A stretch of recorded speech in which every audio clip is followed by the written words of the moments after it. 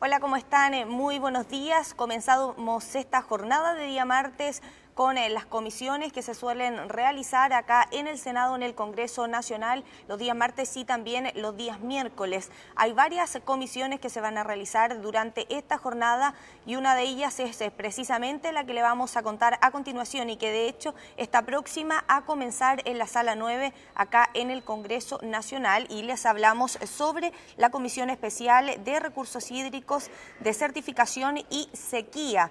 Recordemos que esta comisión está integrada, de hecho ya la vemos en pantalla, a la senadora Isabel Allende, también a la senadora Yasna Proboste. Además, esta comisión la conforma la senadora Luz Ebensperger y también Adriana Muñoz, que es precisamente la presidenta, además del senador Juan Enrique Castro. Ellos van a estar durante esta jornada escuchando a dos invitados que se tienen para opinar respecto al fallo del Tribunal Constitucional de la ley que modifica el marco normativo que rige las aguas en materia de fiscalización y sanciones. Recordemos que este es un fallo que emitió el Tribunal Constitucional por control de constitucionalidad, bien digo, y fue precisamente para referirse a esta ley, la ley 21.064, que ya fue promulgada en enero de 2018, pero que tuvo consigo este fallo del Tribunal Constitucional que quiso referirse y declarar inconstitucionales 4 artículos de esta ley. De hecho, como les decía, los invitados de esta jornada van a opinar respecto a este fallo y ellos son Juan Carlos Ferrada, que es profesor de Derecho de la Universidad de Valparaíso.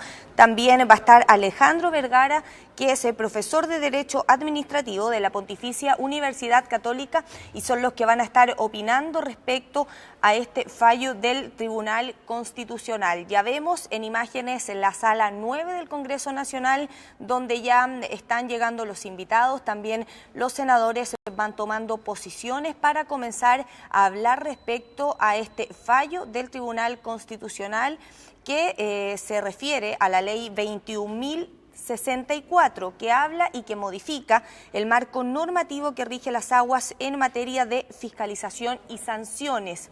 ¿De qué se trata este fallo? Se quiso referir respecto a 4 artículos y específicamente sobre las atribuciones que tendría la Dirección de Aguas. Hacen un comparado entre lo que se presentó por parte del Congreso Nacional en el proyecto inicial y le introduce modificaciones a 4 artículos. ¿Cuáles son algunos de esos artículos? El artículo 29 bis 2, también tenemos el artículo 38, el artículo 175 y también tenemos el artículo 306 respecto a los que se pronuncia el Tribunal Constitucional y que tienen directa relación con las atribuciones que tendría la Dirección de Aguas. Ya vemos en la sala de sesiones donde van a comenzar prontamente a conversar respecto a este fallo del Tribunal Constitucional, y ya vemos en vivo a las senadoras Yasna Proboste, también estaba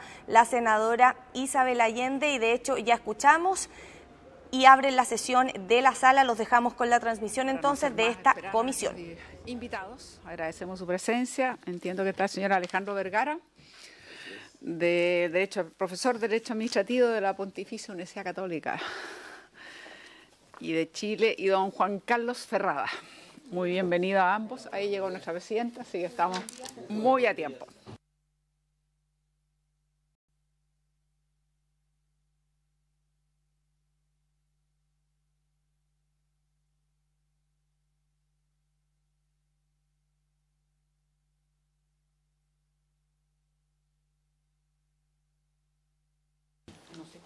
Bueno, muy bienvenidos, bienvenida.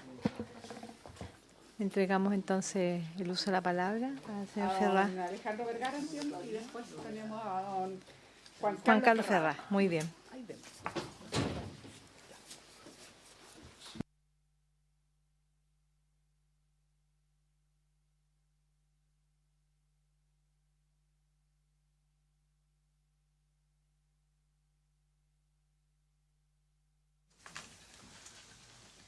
Sobre el llamado de la invitación, va a hacer algunos comentarios sobre la sentencia del Tribunal Constitucional que se pronunció sobre el proyecto de ley de modificación al Código de Aguas, tendente a establecer algunas modificaciones en el tema específico de las sanciones administrativas.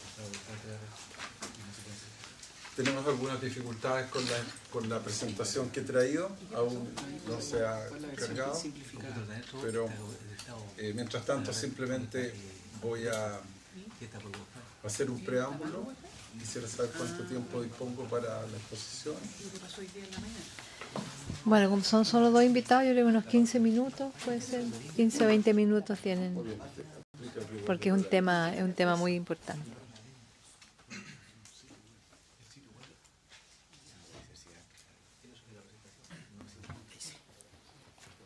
Gracias.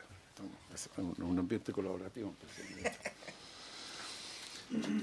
Bien, igualmente estoy muy contento de estar aquí junto a mi colega profesor Juan Carlos Ferrada, ni que esta comisión no hubiese adivinado, pues estamos en una académica disputa, amistosa disputa al mismo tiempo, en un portal sobre este mismo tema en el Mercurio Legal. Así que van dos,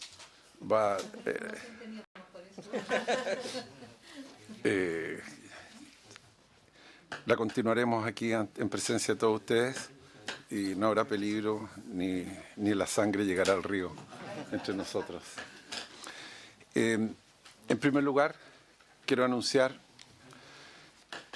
como criterio general, desde mi perspectiva, es muy importante que existan sistemas sancionatorios respecto de las conductas de los particulares en manos de la administración.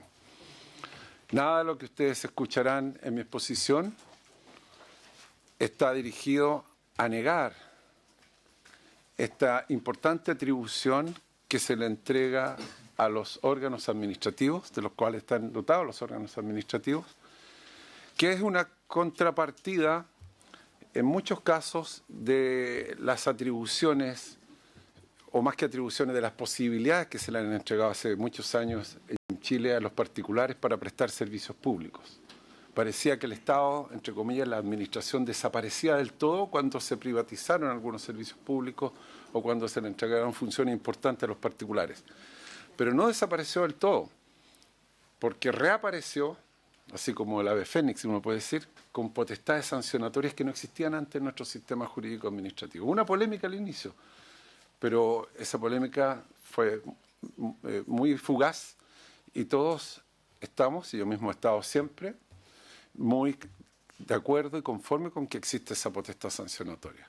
Lo digo de inmediato porque es bien importante esto para la discusión sobre la sentencia del Tribunal Constitucional y lo que aparentó ser que el Tribunal Constitucional en su sentencia como que impedía un verdadero poder potestad sancionatoria, y en eso no ha consistido la polémica, por lo que diré. El nudo de la cuestión es otra, sino que es el exceso en que seguramente de modo involuntario el legislador, voy a hablar en términos genéricos, por cierto, quiero ser muy delicado en esto porque es probable que alguno de ustedes haya votado a favor del proyecto respectivo, y quiero decirle que quizás la pugna también está dirigida hacia el mensajero, que en este caso fue el Tribunal Constitucional, que es simplemente el portador de la mala noticia, pero a mi juicio el problema de fondo fue exceder el marco permitido para establecer un marco, es decir, unas potestades sancionatorias dentro de lo que permitía la Constitución y lo que permite, y esto es el argumento que ustedes verán,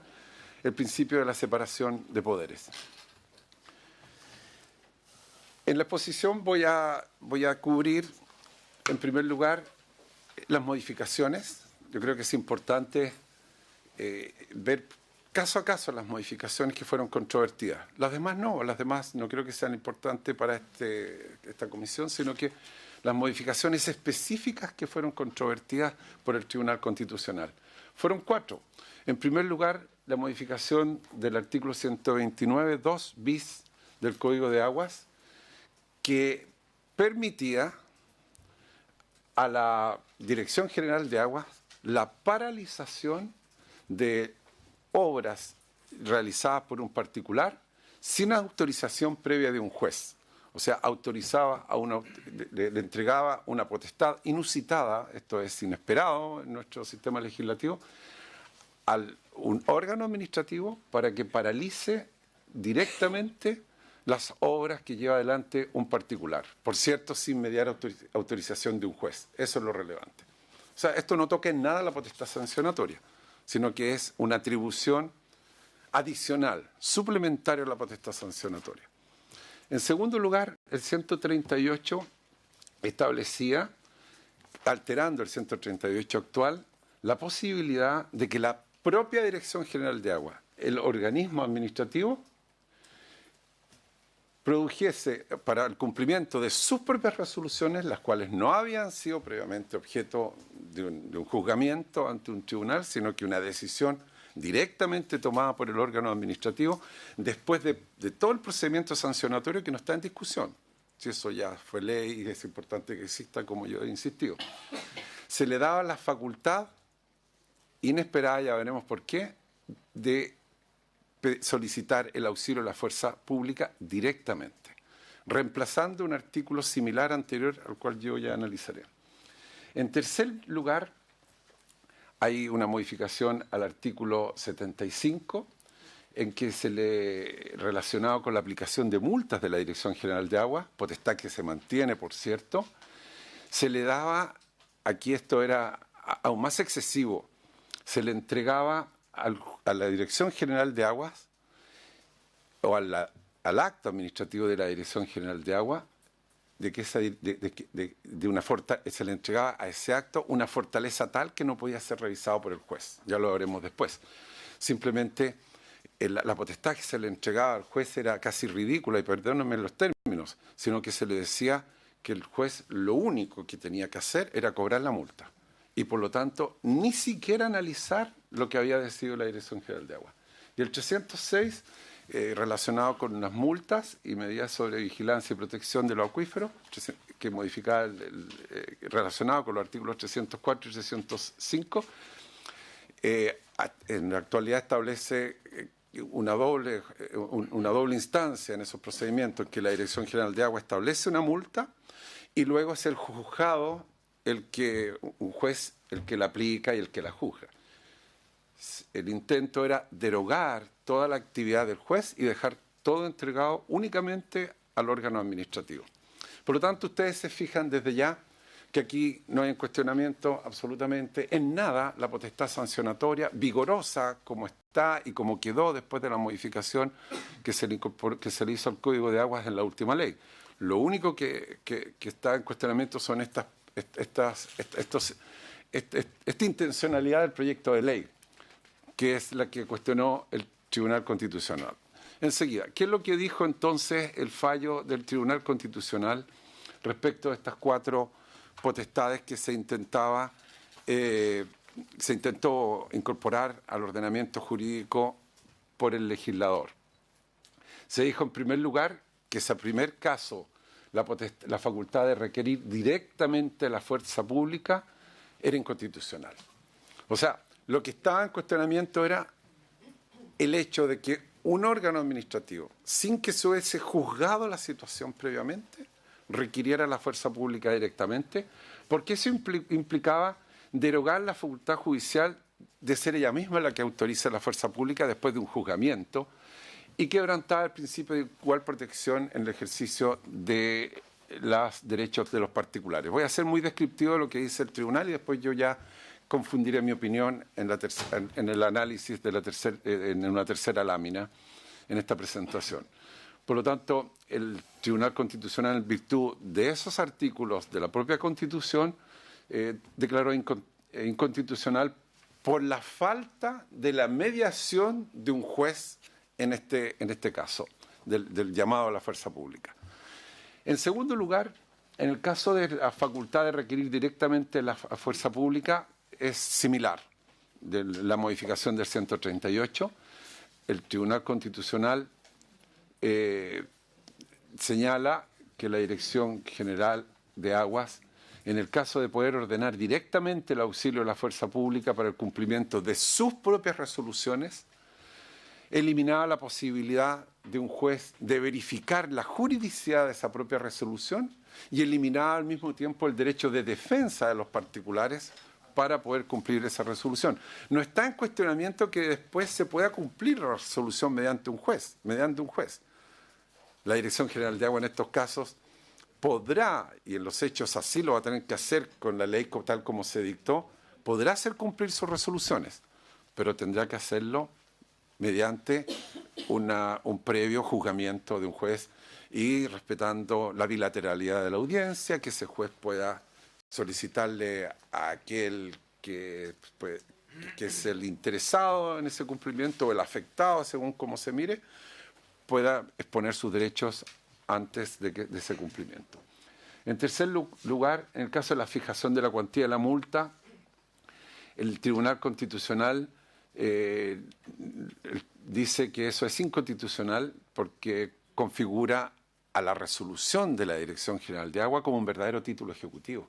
Una vez que se dicta la resolución y se fija un monto, como era la pretensión del proyecto de ley, el juez iba a transformarse casi en un autómata y que simplemente iba a cobrar la multa, y señala que eso no permitía al particular recurrir de la decisión administrativa, lo dice en términos genéricos, y elimina la facultad de ser el juez el que aplique la multa adjudicando el derecho previo a un proceso legalmente establecido. Y el cuarto caso es el del artículo 306, que es bastante similar a los anteriores. Los dos primeros son similares y los dos segundos también son similares, que estima que es inconstitucional dejar al arbitrio de la propia Dirección General de Agua tanto la determinación de las multas como la sustitución del juzgamiento del juez de policía local de verificar los temas de fondo, sustantivo de la multa, como los montos de la misma.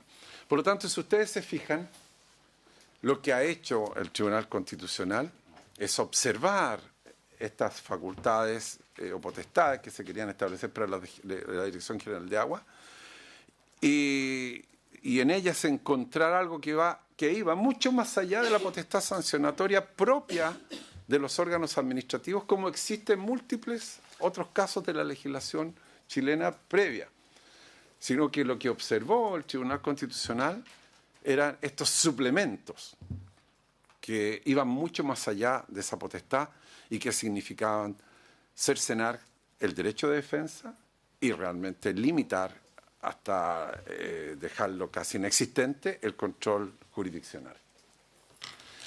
Eso en términos completos. ¿Cuáles son las apreciaciones que uno puede hacer de la sentencia del Tribunal Constitucional? Que es correcta.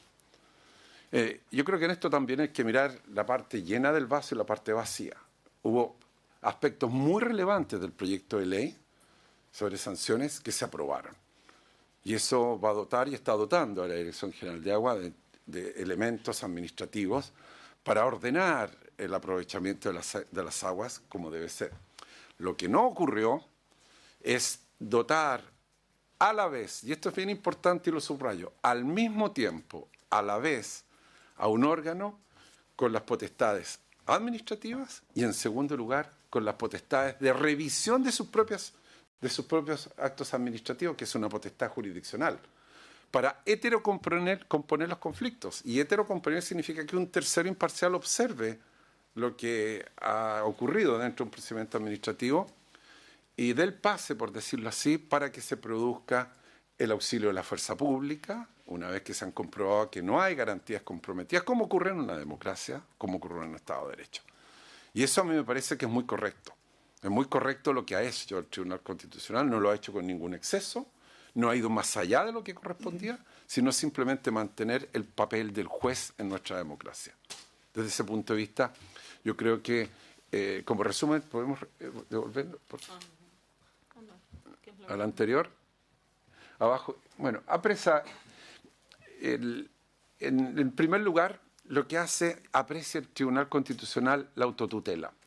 El exceso de la autotutela es bien importante. La autotutela es un arcaísmo que existía, por cierto, en el antiguo régimen, en un sistema administrativo con ciertos aires despóticos, en que es el propio órgano administrativo el que intenta hacerlo todo.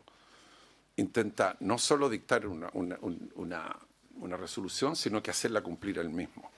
Eso era parte de un sistema que privaba a los particulares del derecho de defensa y de la posibilidad que un juez revisara si es que no se habrían comprometido las garantías constitucionales. Por lo tanto, en eso consiste la corrección. Y eso significa interpretar bien y correctamente los artículos 19, número 3 de la Constitución, que establece el derecho de defensa y el derecho a un juicio racional y justo, el artículo 38, que es base del Estado de Derecho, que establece la legitimación de todos los particulares para que puedan recurrir ante un juez en una situación en que un acto administrativo les ha afectado. Y en tercer lugar, el artículo 76 de la Constitución, que establece la potestad exclusiva de los tribunales de juzgar los conflictos, y entre esos conflictos están los conflictos de los particulares con la administración. Estos tres artículos son claves. No los menciona siempre el Tribunal Constitucional, pero yo lo veo así de fuera, y yo agregaría algo más enseguida por lo que diré. En segundo lugar, hay una necesidad de establecer unos estándares para estas manifestaciones del ius puniendi. Es bien importante no olvidar que en estos casos de las aguas no es igual al potestad sancionatoria en caso de servicios públicos, en que el enfrentamiento es del órgano administrativo con una concesionaria de servicios sanitarios, por ejemplo, o del órgano administrativo con una concesionaria del servicio de distribución de energía eléctrica, en que tiene una potestad directa para observar cómo se ha comportado ese particular que tiene a su cargo un importante servicio público que ha sido privatizado de frente a todos los consumidores. En materia de aguas, como en otros casos, siempre hay un enfrentamiento entre dos particulares. Un enfrentamiento particular que tiene un derecho de aprovechamiento de aguas y otro que es cercano, que tiene otro derecho de aprovechamiento de agua y están disputándose esas aguas próximamente, o dos o tres más. Y la administración muchas veces necesariamente tiene que tomar partido en una disputa que es de particulares y además se la dota de este exceso de potestades, lo que siempre va a beneficiar a una de esas partes en conflictos. Y esa es la peligrosidad de que se dote a la administración de poderes de autotutela, porque está ella misma juzgando a cuál de esas dos partes en conflicto hay que favorecer. O sea, está heterocomponiendo anticipadamente un conflicto y eso está entregado en nuestro país a los tribunales de la República. Y en tercer lugar, respecto a los principios de uso de fuerza pública como última ratio, eso es muy relevante, eso está en todos los sistemas persecutorios. Ustedes mismos conocen el sistema del Ministerio Público, que es un órgano autónomo, independiente, y aún así es una de las autonomías, de las pocas autonomías, que me alcanzan solo los dedos de la mano para contar las verdaderas autonomías que hay en nuestra República. El Banco Central, la Contraloría General de la República, el Consejo para la Transparencia, el CERVEL, el Ministerio Público, ni aún así se le entrega al Ministerio Público la potestad de autotutela. El Ministerio Público tiene que contar con la autorización previa de un juez para realizar cualquiera de esas actividades. Y la pretensión era entregárselo a la Dirección General de Agua, que es un órgano dependiente directamente de la confianza exclusiva del Presidente de la República, que no tiene, por lo tanto, un estándar para estos casos en que hay una fuerza pública a la cual debe quedar como última ratio en manos de los tribunales y con las posibilidades de recurrir hacia los tribunales superiores, lo cual era evidentemente un exceso. Quizás no se apercibieron en el Congreso cuando se hizo y después, al momento de revisar muy bien la situación, se dan cuenta del exceso a que se podría haber llegado. Entonces, ¿qué es lo que hemos evitado o qué es lo que se ha evitado con esta situación? Primero, quebrantar el principio de separación de poderes. Era lo que estaba en juego, es la base de la democracia.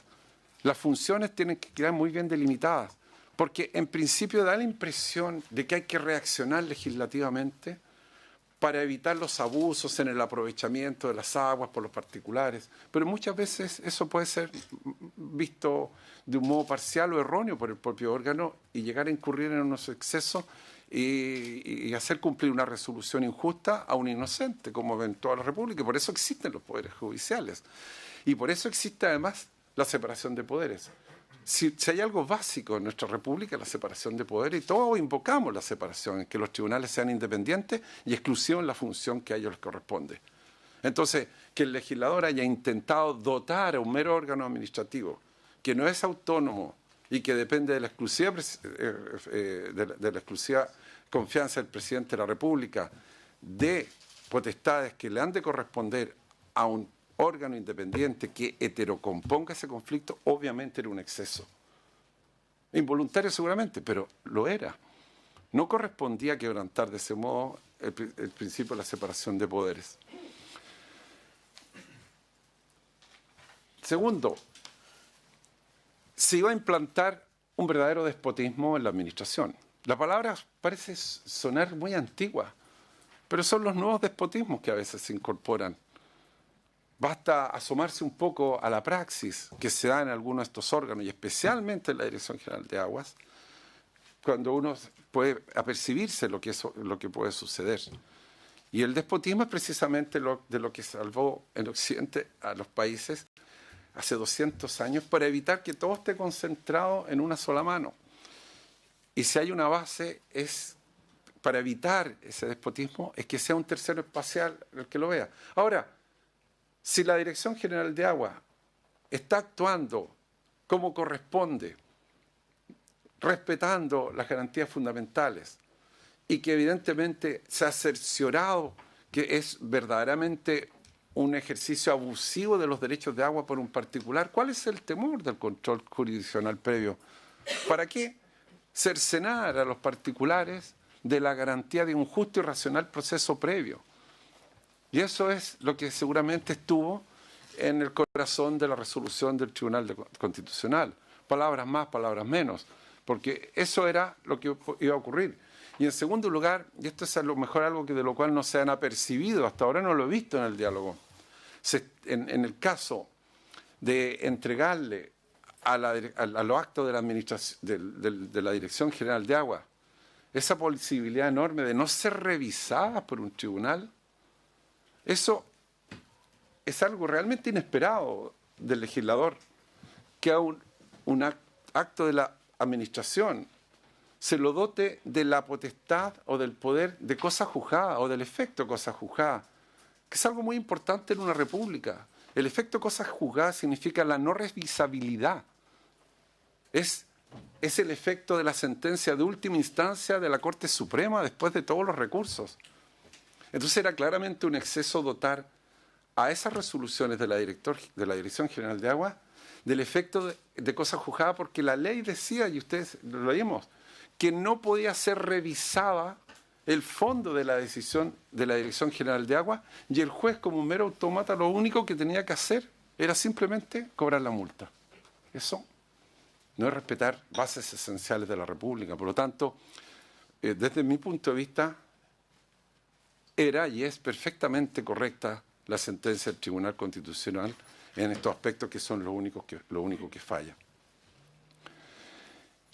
Bueno, yo creo que y para terminar, no quiero abusar del tiempo, por cierto, eran potestades adicionales, complementarias, incluso más innecesarias para dotar al órgano de las posibilidades de ser un persecutor eficaz en materia de las aguas. Ustedes, si revisan muy bien cómo quedó el marco regulatorio en materia de aguas, van a ver que quedó dotada igualmente la Dirección General de Agua de las posibilidades de llevar adelante sus funciones, como lo hace cualquier órgano administrativo en una república que no quebranta el principio de separación de poderes y le da la posibilidad de actuación de los tribunales. Y aún más, ¿para qué agregar más contextos? Ustedes bien lo saben de las dificultades para acceder al juez en nuestro país, en que no existen tribunales administrativos con una competencia general, y existen esas acciones bien lejanas de una nulidad de derecho público o un recurso de protección, o en este caso de la Dirección General de Agua, un recurso de reclamación. Pero no tenemos un juez de primera instancia que conozca muy bien cómo es el esquema de actuación de los órganos administrativos. Y bueno, y eso es toda mi exposición, y les agradezco mucho que me hayan invitado y espero que sea útil para la decisión que tome este honorable órgano. Muchas gracias, profesor Vergara. Vamos a entregar entonces la palabra al profesor Juan Carlos Ferrá y posteriormente le entrego la palabra a los colegas para realizar consultas. Tiene la palabra profesor Ferrá. Bueno, muy buenos días, Consueni, señora presidenta. Bueno, en primer lugar, quiero agradecer la invitación a participar en esta comisión, a exponer sobre este tema de la sentencia del Tribunal Constitucional del rol 3958-17, que es la sentencia del 26 de diciembre, que declaró la inconstitucionalidad de esos preceptos que se habían aprobado en este Congreso sobre modificaciones al Código de Agua. Lo primero que quiero decir, aunque suene quizás un poco duro el comienzo, pero para plantear el esquema, es que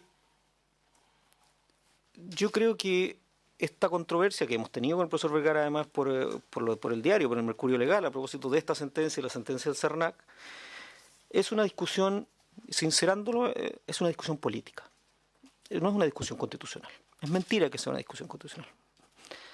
Y es mentira porque la Constitución no dice nada respecto al punto. Y eso no es raro, porque la Constitución lo que contiene son normas abiertas. Y es normal que la Constitución contenga normas abiertas, porque precisamente el pluralismo político y la democracia tiene por objeto definir marcos muy generales para que sea el legislador quien le da contenido a las regulaciones. Lo contrario sería suponer que las regulaciones han quedado petrificadas en una Constitución, dictada en algún momento, y que por lo tanto todos los demás ciudadanos tenemos que aplicar una forma de ver la vida. Y eso evidentemente no sería democrático, no sería compatible con ese pluralismo político. Por supuesto, la Constitución pone algunos marcos, algunos límites. Y esos límites son los límites indispensables para mantener el consenso social. Son los límites básicos. No más límites que los necesarios para mantener el consenso social. ¿Ya? Porque si exageramos los límites, lo que llegamos finalmente es a una ruptura del consenso, en que cada uno de nosotros quiere ver en la Constitución una herramienta, un arma para poner límites a la democracia. ¿Ya? Yo, por ejemplo, podría decir que a partir del principio, por ejemplo, de igualdad en la Constitución, no se puede dictar ninguna norma que sea discriminatoria o que ponga diferencias con otra persona. Por ejemplo, que no se puede poner normas de diferencia entre casados y solteros, que no se puede poner normas entre hombres y mujeres, que no se pueden poner normas en relación a adultos y niños. Y nosotros vemos que efectivamente todas esas normas se dictan. ¿Y cómo se explica eso? Bueno, se explica porque se entiende que ese principio de igualdad no impide la diferencia. Simplemente lo que establece es un límite a esa diferencia, que no sea discriminatoria, nada más, pero establece el límite. Bueno, eso ocurre un poco aquí. Y yo creo que, y sinceramente, y esto contra mis propios intereses, porque alguna vez litigo yo también en el Tribunal Constitucional, y es lo que voy a decir aquí, probablemente no me va a significar tener muy buenas relaciones con los ministros del Tribunal Constitucional. Yo creo que el Tribunal Constitucional en este caso, y en el caso CERNAC, que es muy parecido a este, cometió terribles errores que van a perjudicar al propio Tribunal Constitucional. Creo que desde el año 2005 nunca ha habido el nivel de consenso académico e incluso político en algunos ámbitos de repensar el Tribunal Constitucional a partir de esta sentencia. ¿Y por qué ha sucedido eso? Porque ha generado tal escándalo estas sentencias que al final todos hemos empezado a pensar que aquí hay algo que hacer con este tribunal. Porque no podemos dejar a este tribunal suelto, porque este tribunal está realizando actos que son peligrosos para la institucionalidad democrática. Y lo voy a explicar por qué. Este fallo se concentra básicamente, yo por lo menos desde mi perspectiva, en 3 puntos específicos. 2 mencionó Alejandro y uno quiero adicionar. Lo primero, que ha pasado desapercibido, probablemente para el mundo político, o no tan presente, digamos, en la discusión pública, pero que ha tenido fuerte impacto en los abogados, en los profesores de Derecho e incluso en los abogados de este Senado, los secretarios de comisiones. Es la extensión del poder de control del Tribunal Constitucional. Este Tribunal Constitucional le pegó una patada a los criterios que había sostenido históricamente el Tribunal Constitucional sobre sus límites del control preventivo. ¿Y cómo hizo? Se metió en todo el proyecto de ley, hizo un control de todo el proyecto de ley. Ya sabemos que el Tribunal Constitucional tiene ciertas limitaciones para hacer control de constitucionalidad. No puede hacer un control total. La Constitución no se lo permite. El artículo 93 define potestades específicas, atribuciones específicas. No está la atribución del Tribunal Constitucional de controlar la constitucionalidad de las leyes en sentido amplio. No, no existe esa facultad. Lo que existen dos facultades de control preventivo. Una, solo respecto de ciertas normas legales, leyes interpretativas de la Constitución y leyes orgánicas constitucionales. Y en segundo lugar, de leyes ordinarias y leyes de quórum calificado cuando se plantea una cuestión de constitucionalidad en la discusión parlamentaria. Son los dos supuestos, nada más. ¿Ya? No hay más supuestos. Alguien podría decir, bueno, debería controlarlo todo. Bueno, eso es otra decisión, pero es una decisión política que debe ser reformada la Constitución. Pero la Constitución se plantea esas dos hipótesis. Por supuesto, hay otras hipótesis de control posterior cuando la ley ya está vigente, el recurso de inaplicabilidad, el recurso de inconstitucionalidad. Son otras hipótesis. Pero la hipótesis del control preventivo se da en estos dos casos. En este caso concreto no hubo cuestión de constitucionalidad. Aquí el control constitucional se planteó por un control de oficio del tribunal. Y por lo tanto, como era un control de oficio, tenía que darse alguno de los supuestos que establece el artículo 93, número 1. Es decir, tratarse de una materia de ley interpretativa de la Constitución o ley orgánica constitucional. Desde luego no se trataba esta reforma del Código de Agua con una ley interpretativa de la Constitución. Eso evidentemente que hay que descartarlo. ¿Ya? Nadie se le ha ocurrido decir eso. Pero sí se plantea una discusión sobre si había normas orgánicas constitucionales. El Congreso Nacional, las cámaras, siendo consistente con su tradición, su teoría, su propia aplicación, y en esto por favor conversen con los secretarios de comisiones para que no digan que yo estoy inventando algo, habían establecido ciertos criterios sobre qué es lo que era control de ley orgánica constitucional. Y sobre la base de esos criterios, esta Cámara, y la Cámara de Diputados también, calificaron ciertas normas como orgánicas constitucionales. Y calificaron, si no recuerdo, 3 o 4 preceptos como materias orgánicas constitucionales. ¿Qué hizo el Tribunal Constitucional? Extendió esa calificación a prácticamente todo el proyecto. Y uno diría, ¿y por qué lo hizo? Porque era la única forma que podía hacer el control constitucional. Si no hacía la calificación de ley orgánica constitucional a todo el proyecto, o a gran parte del proyecto, no podía hacer control obligatorio. No tenía facultad. Entonces el paso que dio fue primero calificar todo como ley orgánica constitucional, prácticamente todo, y en segundo lugar entró a la discusión. ¿Ya? ¿Qué problema hay con eso?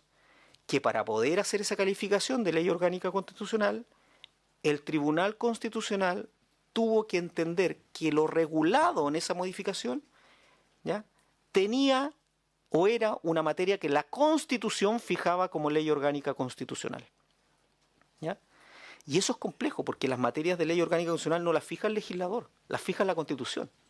Y por lo tanto hay que tomar algún precepto de la Constitución que diga que es una materia de ley orgánica constitucional para poder entrar.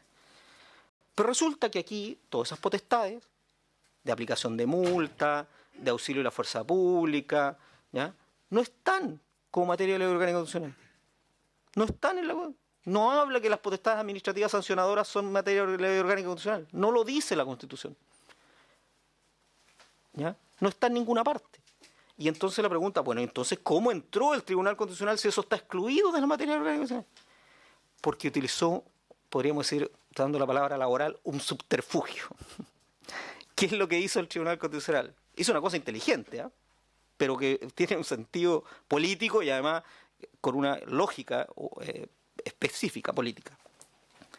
Declaró que el ejercicio de potestad sancionadora es jurisdiccional.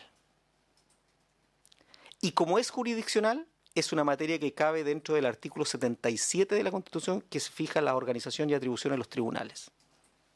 O sea, entendió que la sanción administrativa, el ejercicio de esa sanción, es potestad jurisdiccional. Ese fue el salto que hizo, para poder entrar a ese conocimiento. Bueno, señoras y señores senadores, Eso es una tesis en Chile minoritaria, absolutamente minoritaria, de que el ejercicio de potestad sancionadora es potestad jurisdiccional.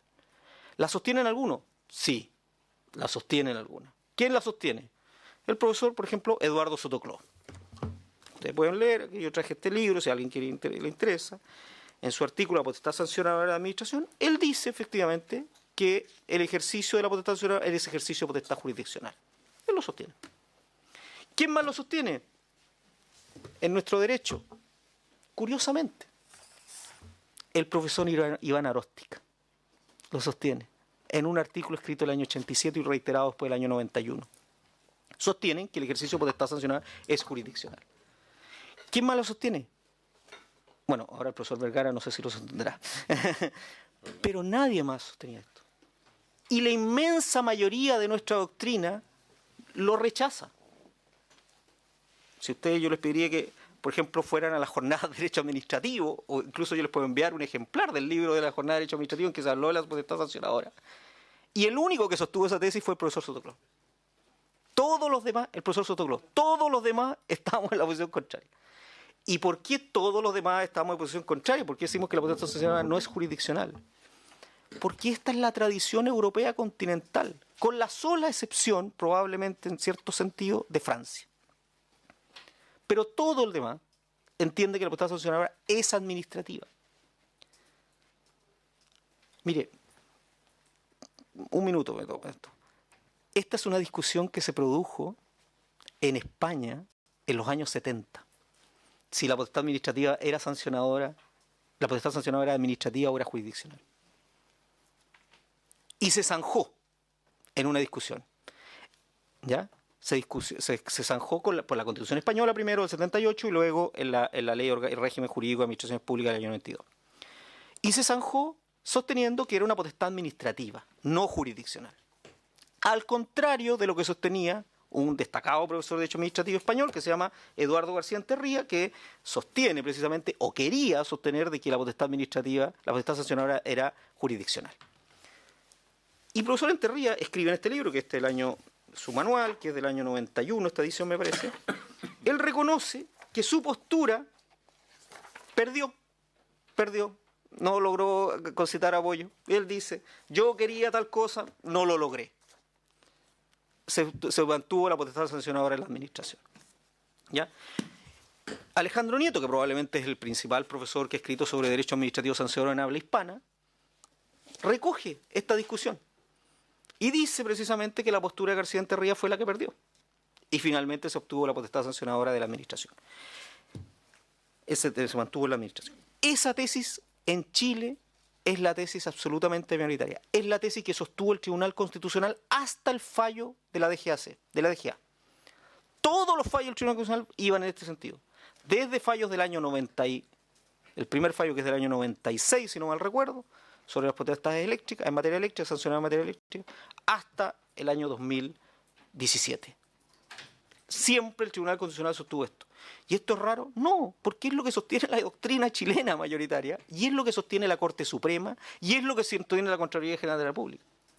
¿Qué es lo que han dicho todos estos órganos? Han dicho que esa potestad sancionadora tiene que tener algunas garantías para el ciudadano, pero sigue radicada en la administración, pero tiene que haber garantías para el ciudadano para que ejerza esa potestad sancionadora.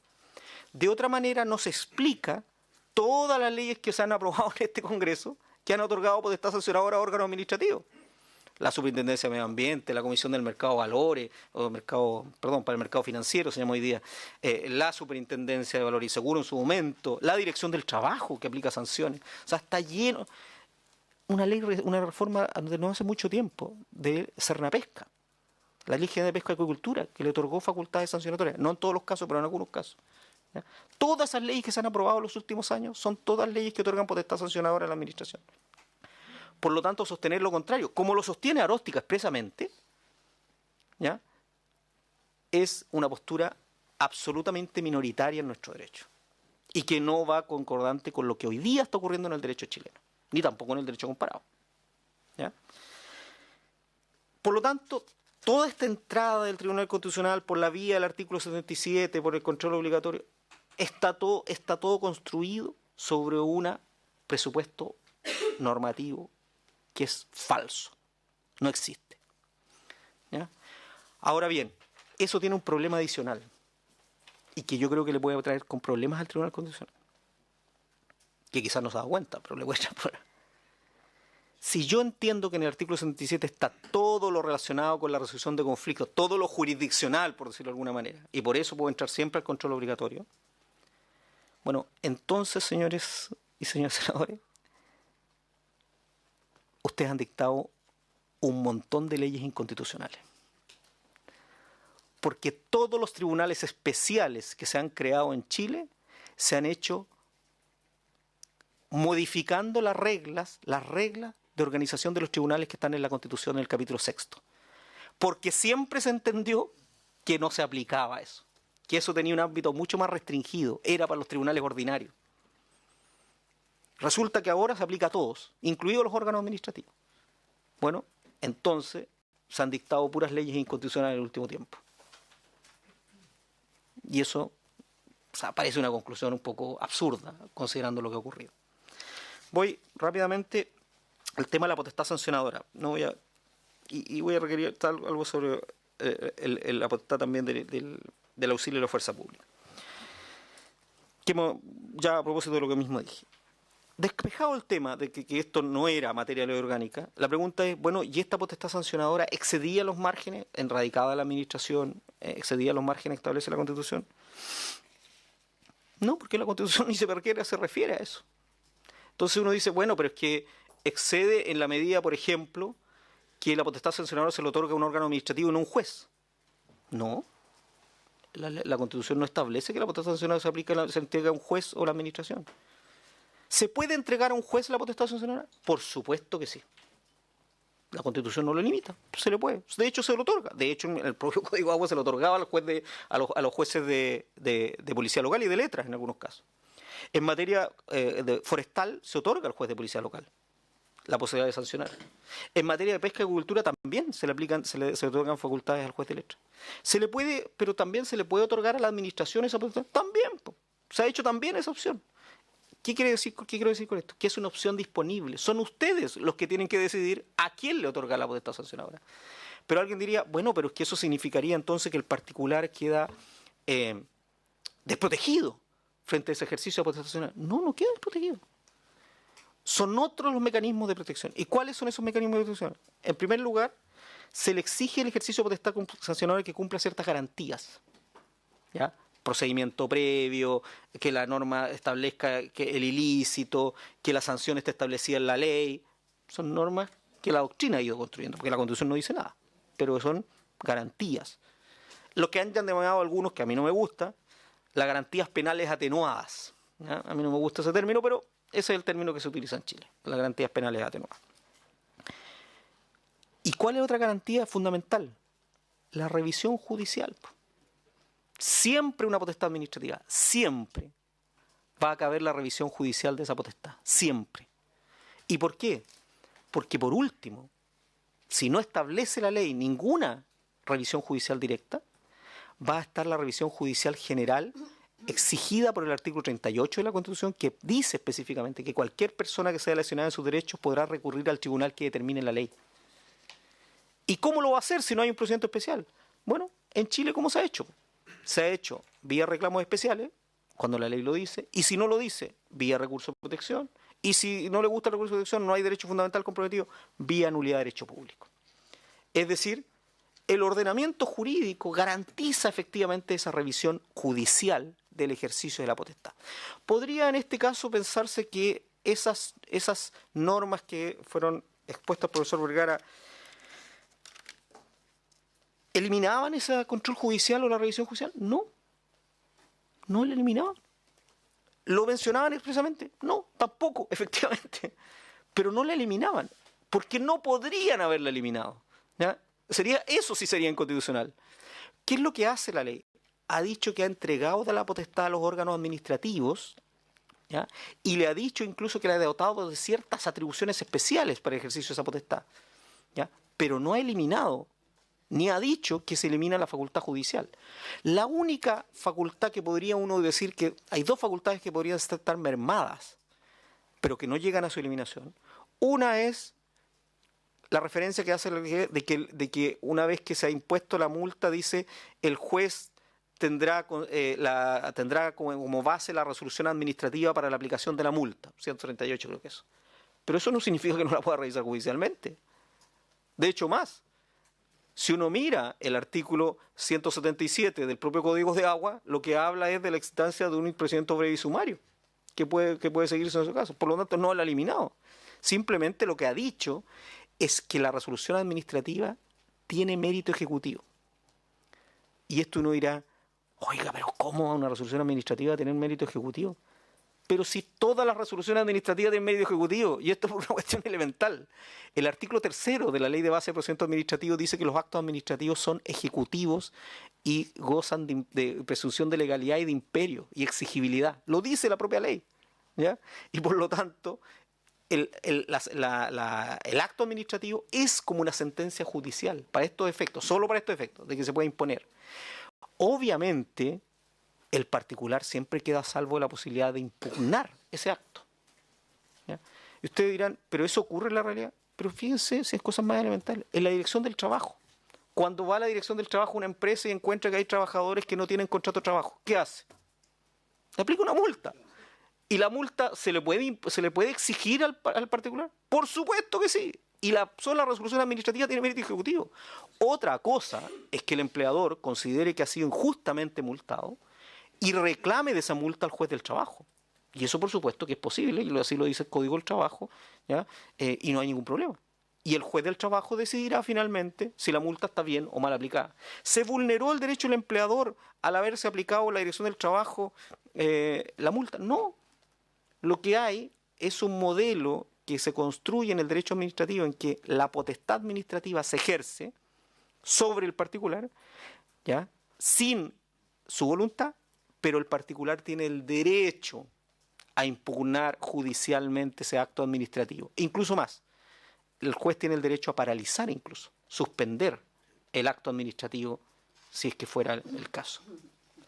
Pero entonces, si ese es el contexto, ¿por qué, como el profesor Vergara sostiene, que hay aquí normas inconstitucionales? Porque lo que está haciendo es cambiando el paradigma. ¿Cuál es el paradigma? De que la actuación administrativa que se produce y el particular impugna judicialmente. Ese es el paradigma en que hemos construido el derecho administrativo en la tradición europea continental. ¿Ya? No me voy a referir a los anglosajones porque tienen otro modelo distinto. Ese es el paradigma. ¿Y qué es lo que pasa? Que ese paradigma a algunas personas no les gusta. ¿Y por qué no les gusta? Porque prefiere que sea el juez el que aplique la sanción. ¿Es respetable esa opinión? Por supuesto que sí. Es muy respetable. Pero una cosa es que tengamos diferencias sobre qué nos parezca mejor y otra cosa es decir que la Constitución nos obliga a establecer un modelo determinado. La Constitución no nos obliga a nada. Y de hecho es tan así que el legislador ha hecho estas opciones diferentes, ¿ya? Ahora, ¿qué es lo que pasa? Que hoy día el presidente del Tribunal Constitucional tiene una tesis, tiene una posición, que es su posición doctrinaria, podríamos decir. Es lo que él creía y él lo escribió. Esto no es ninguna sorpresa, él lo escribió así, ¿ya? Bueno, es su posición y ha logrado concitar una mayoría del tribunal. Pero no es lo que dice la Constitución, es la posición del presidente del Tribunal Constitucional actual, que es exactamente contraria a la posición del expresidente del Tribunal Constitucional que tenía la tesis contraria, ¿ya? Y por lo tanto, no es que haya un problema de discusión constitucional, hay un problema ideológico, ¿ya? Y ideológico no en el sentido de un partido político, en el sentido de cuál es la construcción que yo quiero hacer. ¿Y cuál es cuál es el problema ideológico? Yo quiero fortalecer los poderes de la administración para cautelar ciertos bienes, ¿ya? Y luego de hecho ese ejercicio de esa potestad genero la acción judicial, ¿ya?, que la impugna, o yo prefiero no correr el riesgo de ejercicio de esa potestad administrativa y radicarla directamente en los tribunales, de modo que el derecho queda suspendido de alguna manera hasta que no se aplique por el tribunal. Bueno, eso es una opción. ¿Es una discusión válida? Perfectamente, ¿ya? La diferencia es quién qué es lo que hay, cuál es lo más eficiente para cautelar un bien público determinado. A mí me parece que es más eficiente para cautelar las aguas que la administración tenga este poder para paralizar, por ejemplo, una obra que está realizando en un cauce sin autorización. Me parece más eficiente. En cambio, a otro le parecerá quizás más eficiente otra cosa, pero a mí me parece eficiente. ¿Se ha utilizado este poder tan intenso en la administración? Claro que se ha utilizado. Y lo menciono solo 2 ejemplos.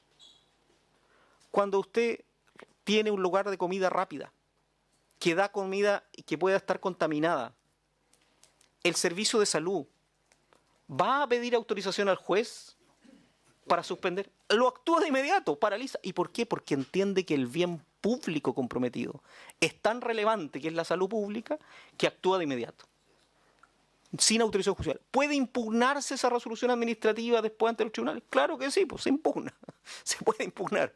Pero el inmediato, la potestad de autotutela de la administración es inmediata porque entiende que los bienes jurídicos en conflicto o en peligro son mayores. Por lo tanto, y con esto termino, la pregunta aquí es, ¿consideramos que estos bienes jurídicos, el agua, por ejemplo, es suficientemente relevante para darle este poder a la administración? ¿O consideramos que no es tan relevante y por lo tanto no le damos este poder tan intenso y se lo entregamos a los tribunales? Esa es una decisión política, no es una decisión constitucional. Ya. Bueno, quizás fue un poco desordenada la posición porque en realidad toqué muchos temas y en poco tiempo, pero espero haber sido claro sobre mi posición, al menos sobre este tema, y espero que pues, el Tribunal Constitucional no vea esta posición porque tengo que ir a alegar prontamente, así que espero que esto no se transmita por ninguna parte. Olvidé decir que todas nuestras comisiones son transmitidas por el canal del Senado. Muchas gracias, profesor Ferrá. Ofrezco la palabra al senador Castro. ¿Sabe? Me pareció bastante clara la exposición, ¿eh? y me quedó claro que el órgano administrativo, en este caso de la DGA, tiene que tener facultades para tomar decisiones rápidas, porque estamos hablando de que muchas veces, un privado va e interviene un cauce, ¿cierto? Y el primero que va a tener la posibilidad o a recibir el reclamo va a ser la DGA. Por lo tanto, la DGA o el director, en este caso, se va a hacer presente en el lugar y va a tener que tomar una decisión de inmediato.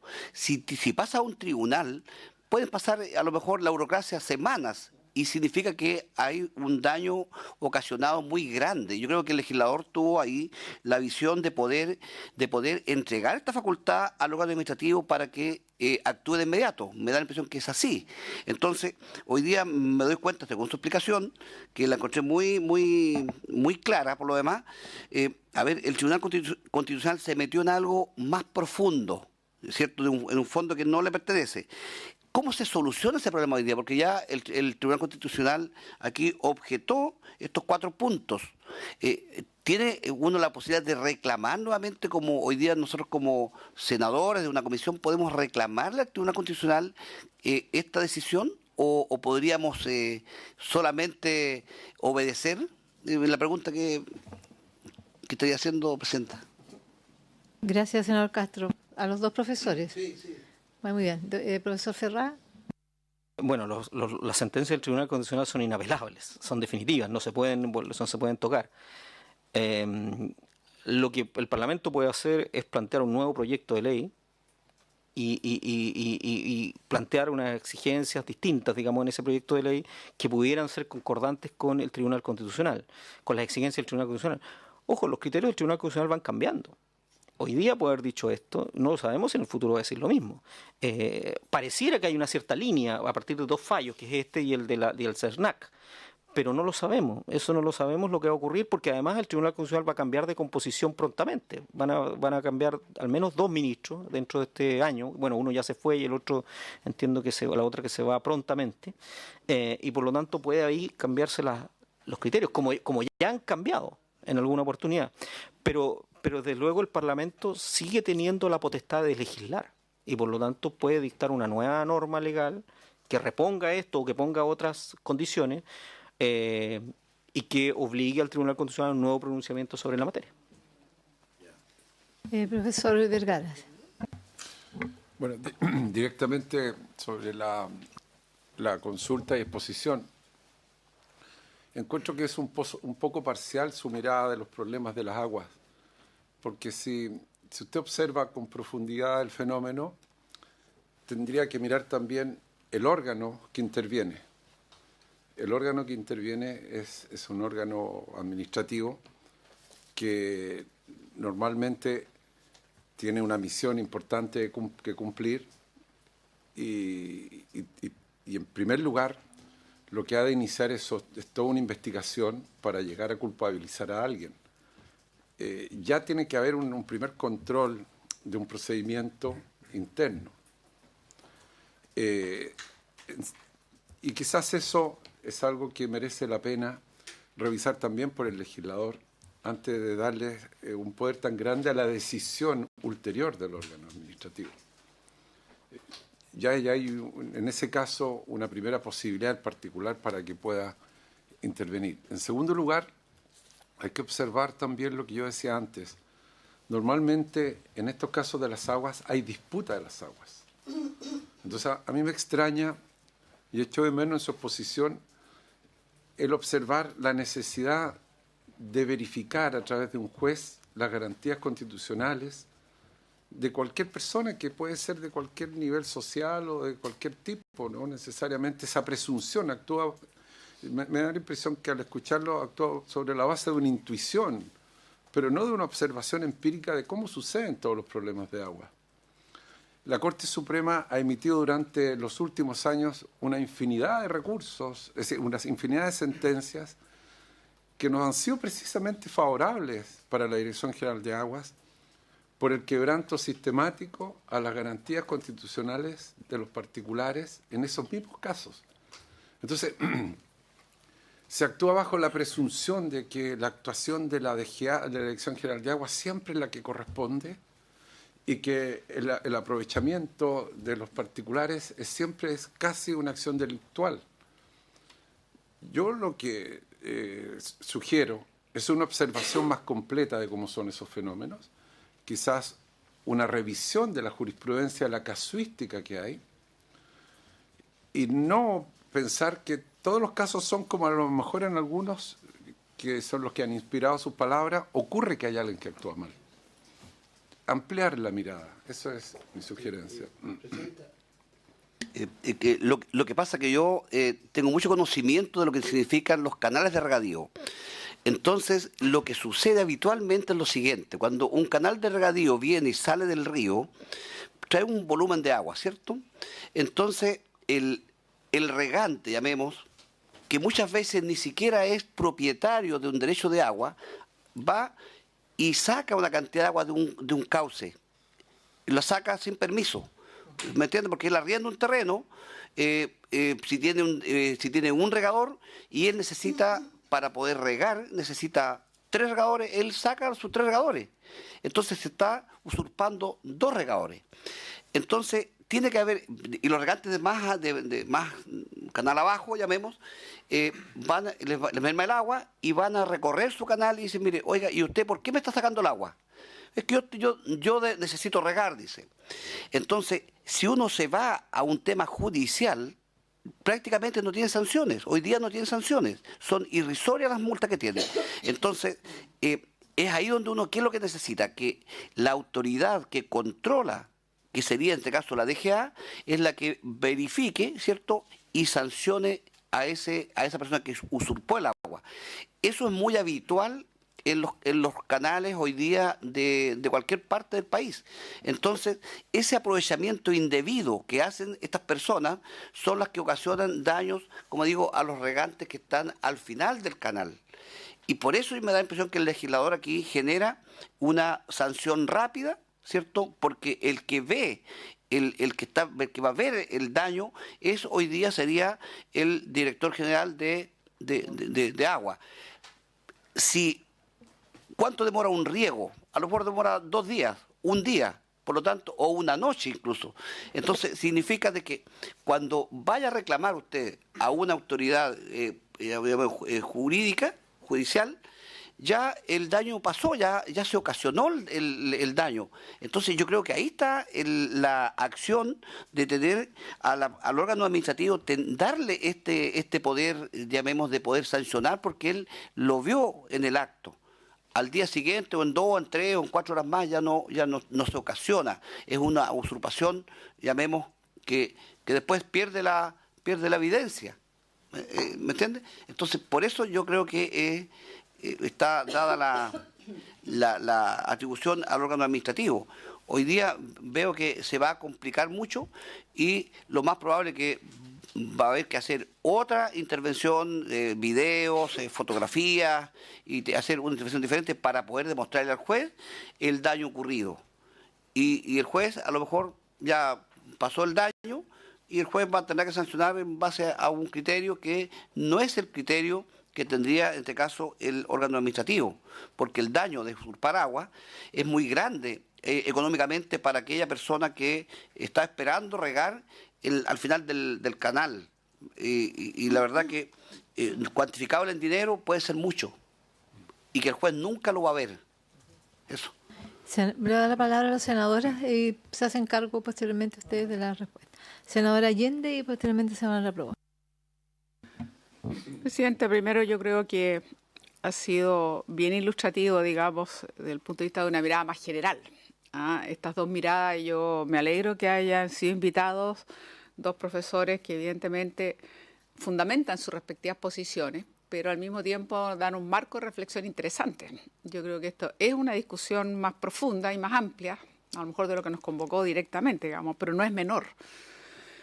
Eso es lo primero. Después señalar de que, bueno, el profesor Vergara insistió mucho que él no estaba en contra de las facultades, digamos, sancionatorias, pero lo que pasa es que si le va restando los instrumentos reales, quedan nada. Lo mismo que estamos protestando, que sentimos que el Tribunal Constitucional, al fallar sobre el CERNAC, lo único que hizo fue quitarle todo realmente su poder real. Entonces, aquí estamos hablando, caso CERNAC, que significa muchísimos ciudadanos que se ven afectados en sus derechos frente a ciertos abusos, y nada menos que el tema del agua, donde sabemos que lamentablemente hasta ahora en nuestro país es un mercado que no ha funcionado bien, más bien ha permitido concentración, hay extracciones ilegales, hay falta de, justamente dotamos a la Dirección General de Agua de poder fiscalizador, sancionatorio y real y efectivo, porque hasta ahora ha sido... No hay un ordenamiento y no hay garantía justamente para más pequeños, y porque sabemos que existen distintas, digamos, formas de evadir o formas de comportamiento que ha significado que efectivamente hay extracciones ilegales o especulación en este mercado. Entonces, si le quitan todas estas formas de poder aplicar, nosotros lo vimos cuando estábamos estudiando la ley, nos dimos cuenta que era bien fundamental y tiene que ver un poco con lo que nos decía el profesor Ferrada, o sea, al finalmente entender que esta potestad sancionatoria es administrativa y que es la única manera de hacerla eficaz, y eso no impide que pueda haber una, por supuesto, una demanda o digamos acudir a un poder jurisdiccional para considerar de que era o no era justa. Yo creo que es un tema bien de fondo y yo creo que, claro, el profesor Ferrada nos invitó a una reflexión que va más allá y que es la discusión que está hoy día en el país y que muchos de nosotros estamos pensando ya hace un rato que el Tribunal Constitucional tiene que tener absolutamente modificaciones. Algunos piensan eliminarlo, yo creo que no, pero sí unas modificaciones muy profundas. Desde su origen, la forma en que son nominados, el tipo de composición, el control preventivo, en fin, y lo que últimamente uno siente, que tiene que ver con esta reflexión muy profunda, que tiene que ver efectivamente si le está o no quitando esta facultad sancionatoria administrativa a órganos administrativos, y lo está haciendo. Y con esa forma de proceder, evidentemente que no está garantizando derechos y que son tan importantes, tan fundamentales como los dos casos que hemos mencionado. Entonces, yo creo, primero, bueno, obviamente que no hay posibilidad alguna de se acogen o se acatan, digamos, las decisiones, y por lo tanto en ese plano no podemos hacer. Entonces, claro, la alternativa, ¿qué es lo que uno dice? Bueno, hacer otra ley puede volver a pasar exactamente lo mismo, porque la ley tendría que ser exactamente los mismos términos que hemos hecho, porque tenemos la convicción de que hay que dotar a la Dirección General de Agua de este justamente nivel de instrumentos para que pueda aplicar realmente en su momento las sanciones o ejercerlas con prontitud y actuarlas con un nivel que efectivamente sea real, porque las multas y todo lo que antes se entendía por facultad de sanciones son risibles. Y eso es lo que ha provocado lo que ya conocemos que ha provocado, digamos.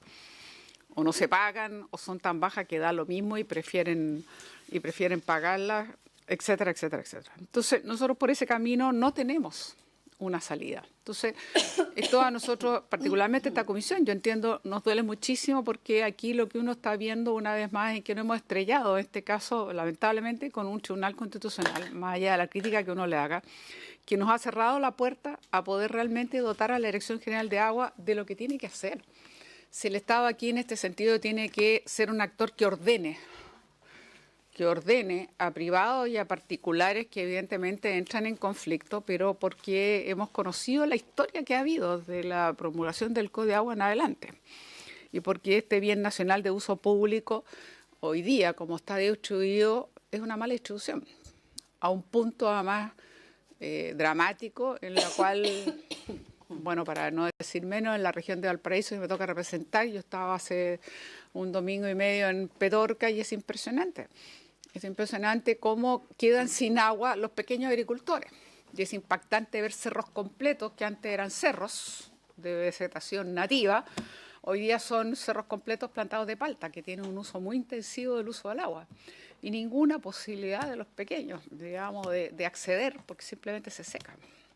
Entonces, nosotros hemos dotado a la Dirección General de Agua porque hemos vivido la especulación, hemos visto y hemos vivido el abuso que se hace, hemos visto cómo no hay un uso eficiente, hemos visto cómo no hay o hay extracciones ilegales, etcétera, etcétera, etcétera. Entonces, la vía de hacer otra ley no tiene ningún sentido, porque va a volver a caer en lo mismo, o tendría que ir en el mismo sentido. Entonces, yo encuentro que para mí no tiene mucho sentido. ¿Qué podemos hacer? Esperaremos cambiar alguna vez un tribunal constitucional que tenga otra mirada. Pero en lo pronto, a mí lo que me duele en lo pronto es que digo, bueno, ¿y cómo quedó o con qué herramienta queda? En el verano, yo lo dije en la sesión pasada, cuando vino el ministro de Obras Públicas, que hizo deslizó, en fin, algunas posiciones que yo no comparto, porque él siente que no hay una certeza jurídica, y yo creo que sí la hay. En la reforma del Código de Agua se dijo con toda claridad que los derechos ya entregados no se tocan. Y el derecho, yo le decía, lo importante que es que actúe una Dirección General de Agua. El caso del verano que yo les comentaba, el río Aconcagua, o sea, la Dirección General de Agua tuvo que intervenir para que la primera sección fuera capaz de decir, bueno, dejo pasar tantos litros, porque simplemente la segunda, pero particularmente la tercera y la cuarta, ninguna posibilidad de acceder. Entonces, una vez más estamos entre los grandes, que tienen, digamos, todas las posibilidades, y que simplemente, si no concurre un organismo como la Dirección General de Agua que trate de mirar con equidad lo que ocurre para el conjunto, quedan fuera de toda posibilidad. Quedan absolutamente supeditados a la voluntad, y por supuesto esa voluntad no va a existir cuando tengo que defender N hectáreas plantadas, digamos, y no tengo mucho interés en velar por los pequeños que están al final. Y esto es algo que nos ocurre sistemáticamente.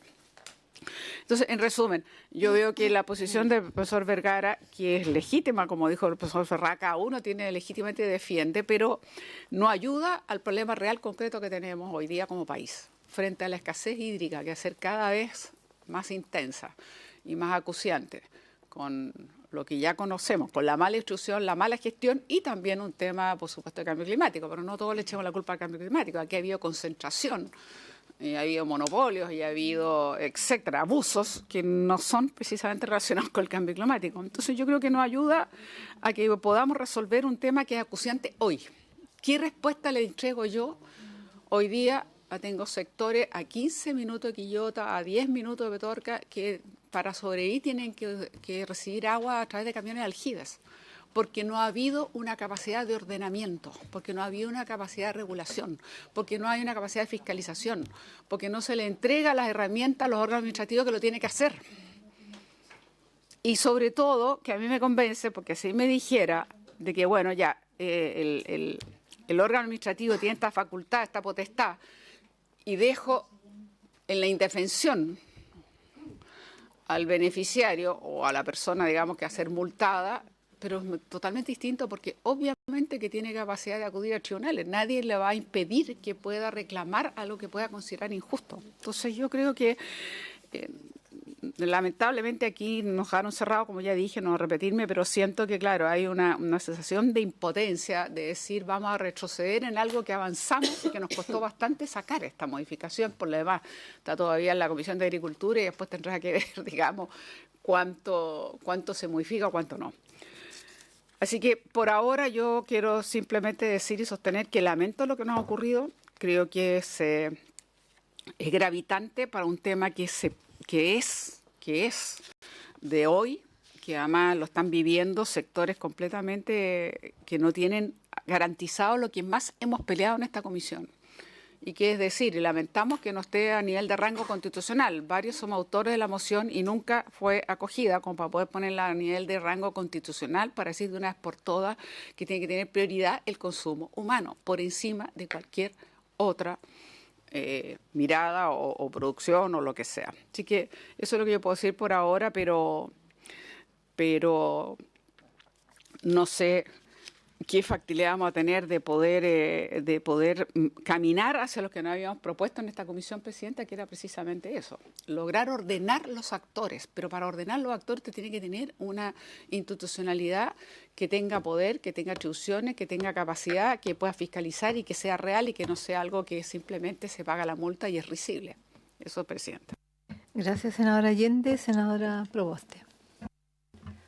Muchas gracias, Presidenta. Quiero agradecer la presencia de los dos invitados en este debate que, como muy bien lo ha señalado el profesor Ferrada, supera la sentencia del Tribunal Constitucional respecto de las facultades de la Dirección General de Aguas, sino que nos va a permitir hacer un debate mucho más profundo respecto de cuál debiera ser el rol o la existencia de un Tribunal Constitucional en nuestro país.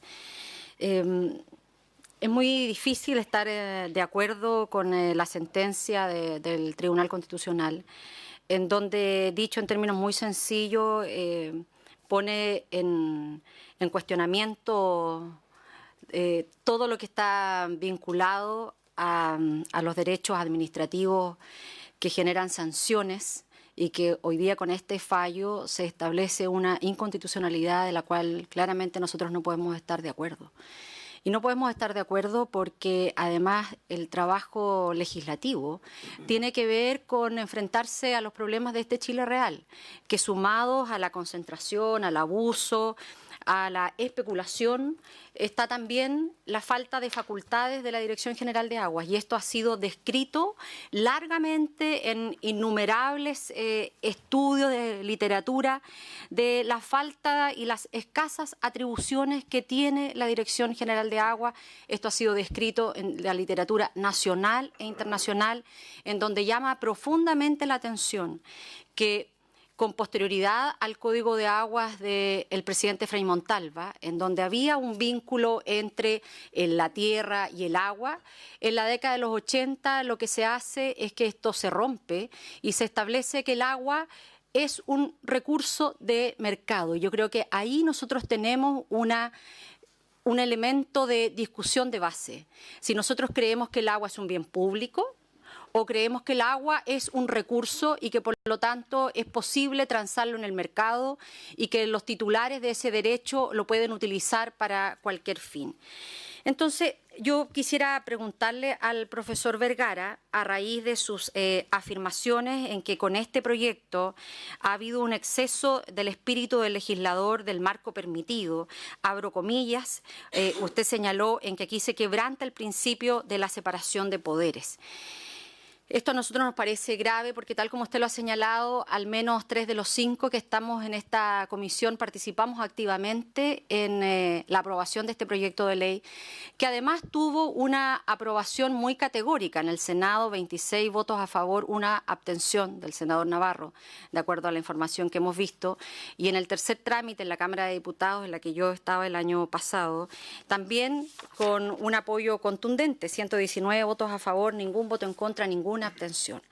Esto da cuenta en que claramente esta república moderna, el trabajo del legislador tiene que ver en cómo reconoce dificultades, cómo a partir de experiencias de Modatima en esta región, por los robos permanentes de agua, las situaciones en Atacama, véase diferentes fallos respecto del robo de agua y de las escasas atribuciones de la Dirección General de Aguas, hacía necesario avanzar en esta dirección. Entonces, quisiera preguntarle a partir de sus aseveraciones, ¿cómo interpreta usted lo que también se aprobó en este proyecto de ley? Particularmente lo señalo porque se aprobó la modificación a un artículo, el 137, que señala que las resoluciones de término que dicte el director general de Aguas en conocimiento de un recurso de reconsideración y toda otra que dicte en el ejercicio de sus funciones serán reclamables ante la Corte de Apelaciones de Santiago y, si son de directores regionales, ante la Corte de Apelaciones del lugar en que se dictó. Por ende, el auxilio de la fuerza pública, si bien eliminó la autorización previa, puede ser reclamable, lo mismo que la paralización de las obras, y por lo tanto a mí me parece que esto es importante también porque para los legisladores ha sido necesario establecer condiciones y garantías para las personas, y por lo tanto allí tengo una duda respecto de lo que usted ha planteado. Estoy absolutamente de acuerdo en que este es un problema ideológico. Y yo creo que no es solo ideológico porque, claro, cuando el profesor Vergara dice en que aquí ha habido un exceso del espíritu del legislador del marco permitido, uno también podría pensar en que ha habido excesos del Ejecutivo cuando presenta un decreto con fuerza de ley en donde señala, por ejemplo, a raíz del caso del ejemplo que presentó el profesor Ferrada, los inspectores del trabajo, cito textual, pueden requerir el auxilio de la fuerza pública para el desempeño de sus funciones, debiendo el Cuerpo de Carabineros proporcionarlo de inmediato mediante la simple petición del funcionario respectivo.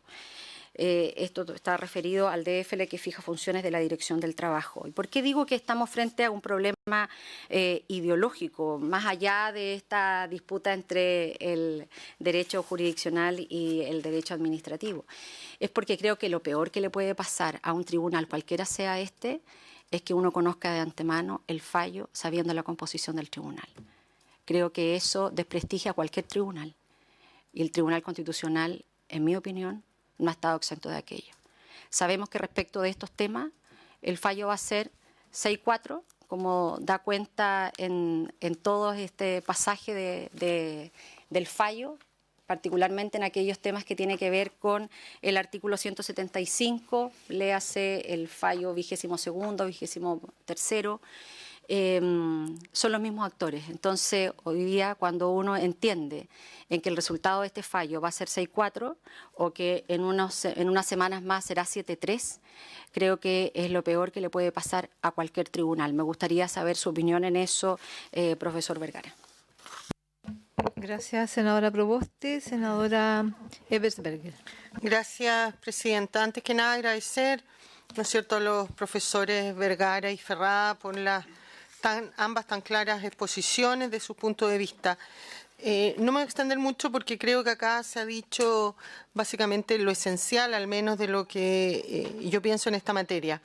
Creo que hoy día, más allá, ¿no es cierto?, de señalar si estamos o no estamos de acuerdo con las facultades que se le entregaron en esta modificación o en este proyecto de ley a la Dirección General de Agua, estamos en otra discusión, porque hoy día nos enfrentamos a una sentencia, a un tribunal constitucional, al cual respeto profundamente porque creo que uno tiene que ser respetuoso de todas las institucionalidades en un país democrático como en el nuestro, donde tenemos una constitución que está plenamente vigente y que me parece a mí que además con bastante claridad. No comparto con el profesor Ferrá, a lo mejor que esto es una discusión ideológica. Creo que hay que tener más cuidado con ese término, ¿no es cierto? Yo creo que sí, aquí hay una discusión de fondo profunda, es si queremos que el Tribunal Constitucional siga con estas facultades o no. A mí me parece que aquí la discusión básicamente más, vuelvo a decir, de que si estamos o no estamos de acuerdo con las atribuciones que se le dieron a la Dirección General de Agua, es si el Tribunal Constitucional tenía o no tenía las atribuciones necesarias a la luz de nuestra Constitución política para dictar el fallo que dictó. Desde mi punto de vista, probablemente sí las tiene. Ahora, otra cosa es si estamos o no estamos de acuerdo con que las tenga.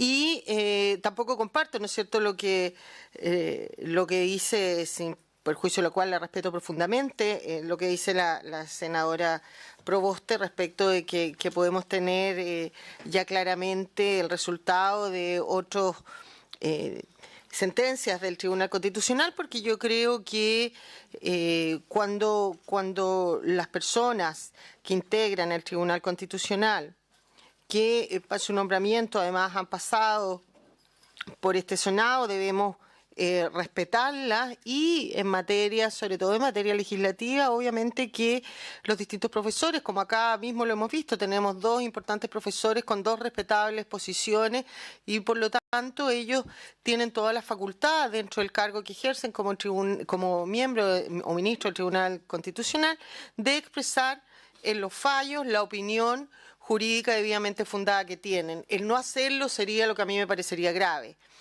Pero vuelvo a decir, en resumen, agradezco la presentación, creo que ambos fueron muy claras, comparto algo de ambos casos y creo que hoy día la discusión de fondo es que determinemos como país cuál es el tribunal que queremos tener. Simplemente eso. Gracias, Presidenta. Gracias, senadora Besberger. Yo solamente agradecer también la presencia de los dos profesores. Hemos recibido una información sólida, robusta, de las razones de una visión y otra que ha habido en la decisión del Tribunal Constitucional. Sin embargo, por cierto, como parte, al igual que mis colegas acá presentes, la senadora Allende y la senadora Proboste, fuimos parte de este proceso de tramitación del proyecto de ley que otorga más facultades sancionatorias de información a la Dirección General de Agua. Y este proceso no fue fácil acá en el Parlamento. De hecho, acá en la Comisión de Obras Públicas del Senado estuvo alrededor de 5 años estancada la tramitación del proyecto. Y eso tampoco es casual. El año 2014 conformamos esta Comisión de Recursos Hídricos, de Certificación y Sequía justamente para destrabar también en el Parlamento y acá en el Senado, ya la teníamos en la Cámara de Diputados, la tramitación de proyectos urgentes en materia de resguardo del bien nacional de uso público tan central y cada vez más escaso como el agua. Entonces, nosotros tramitamos este proyecto y, como muy bien lo señaló con cifras la senadora Proboste, hubo transversalidad política en la aprobación de estas normas, de estas disposiciones. Entonces, lo que ocurre posteriormente con el Tribunal Constitucional, yo creo que es muy atentatorio a lo que nosotros como Poder de Estado representamos. El Poder Legislativo es un poder del Estado que representa la soberanía popular.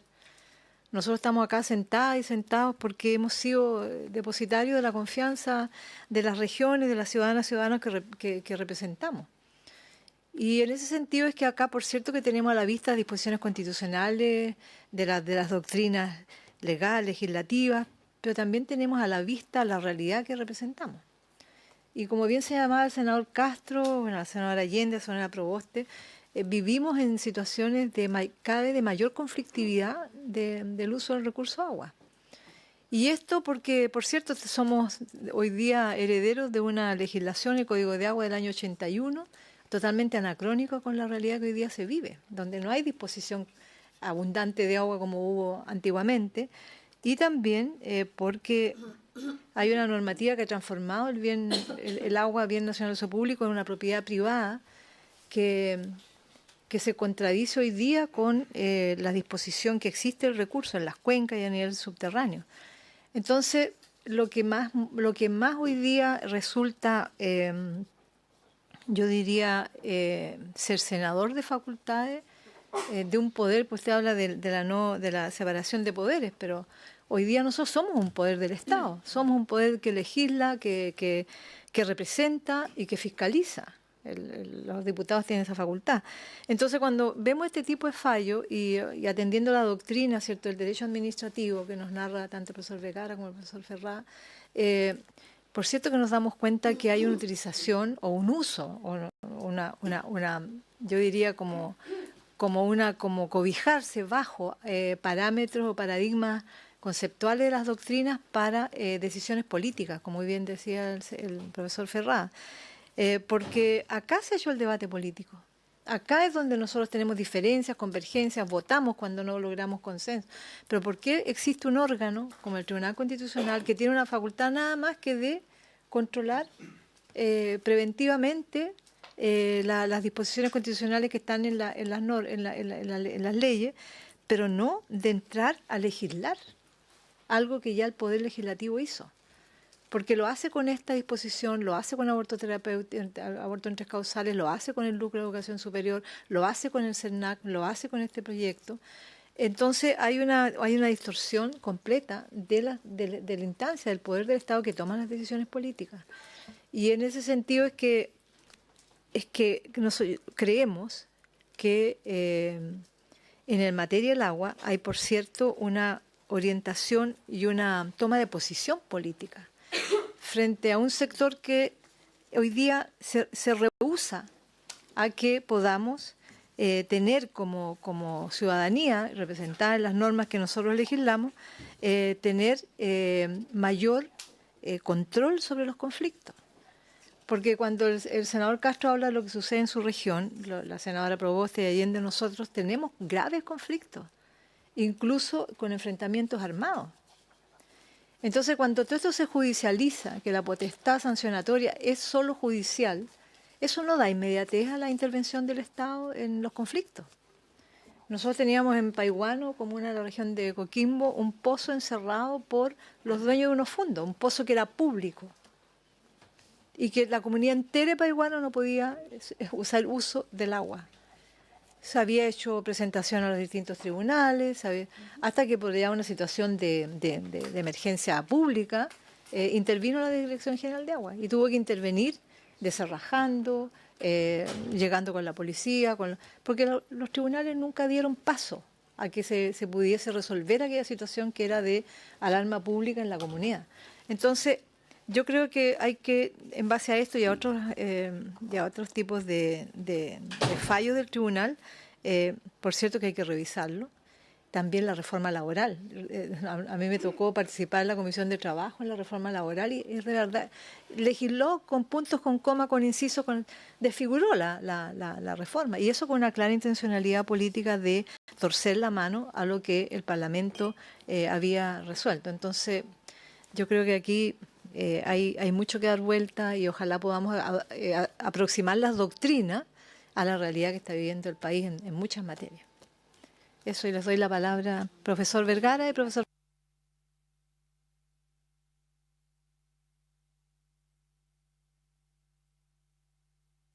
Muchas gracias.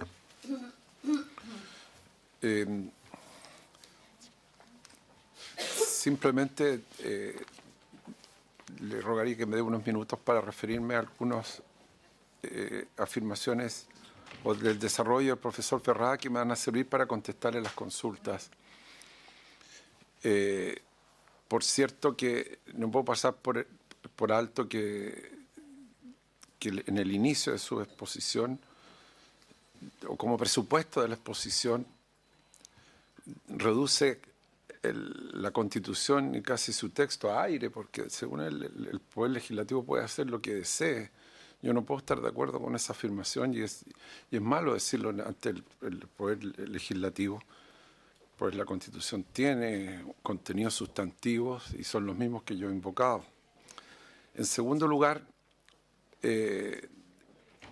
ya está claro, y yo creo que es importante decirlo nuevamente, aunque parezca majadero, si el problema no es la potestad sancionatoria, si eso estamos todos de acuerdo, que se puede otorgar y es legítimo, y toda esta doctrina que ha traído Juan Carlos es innecesaria en este instante.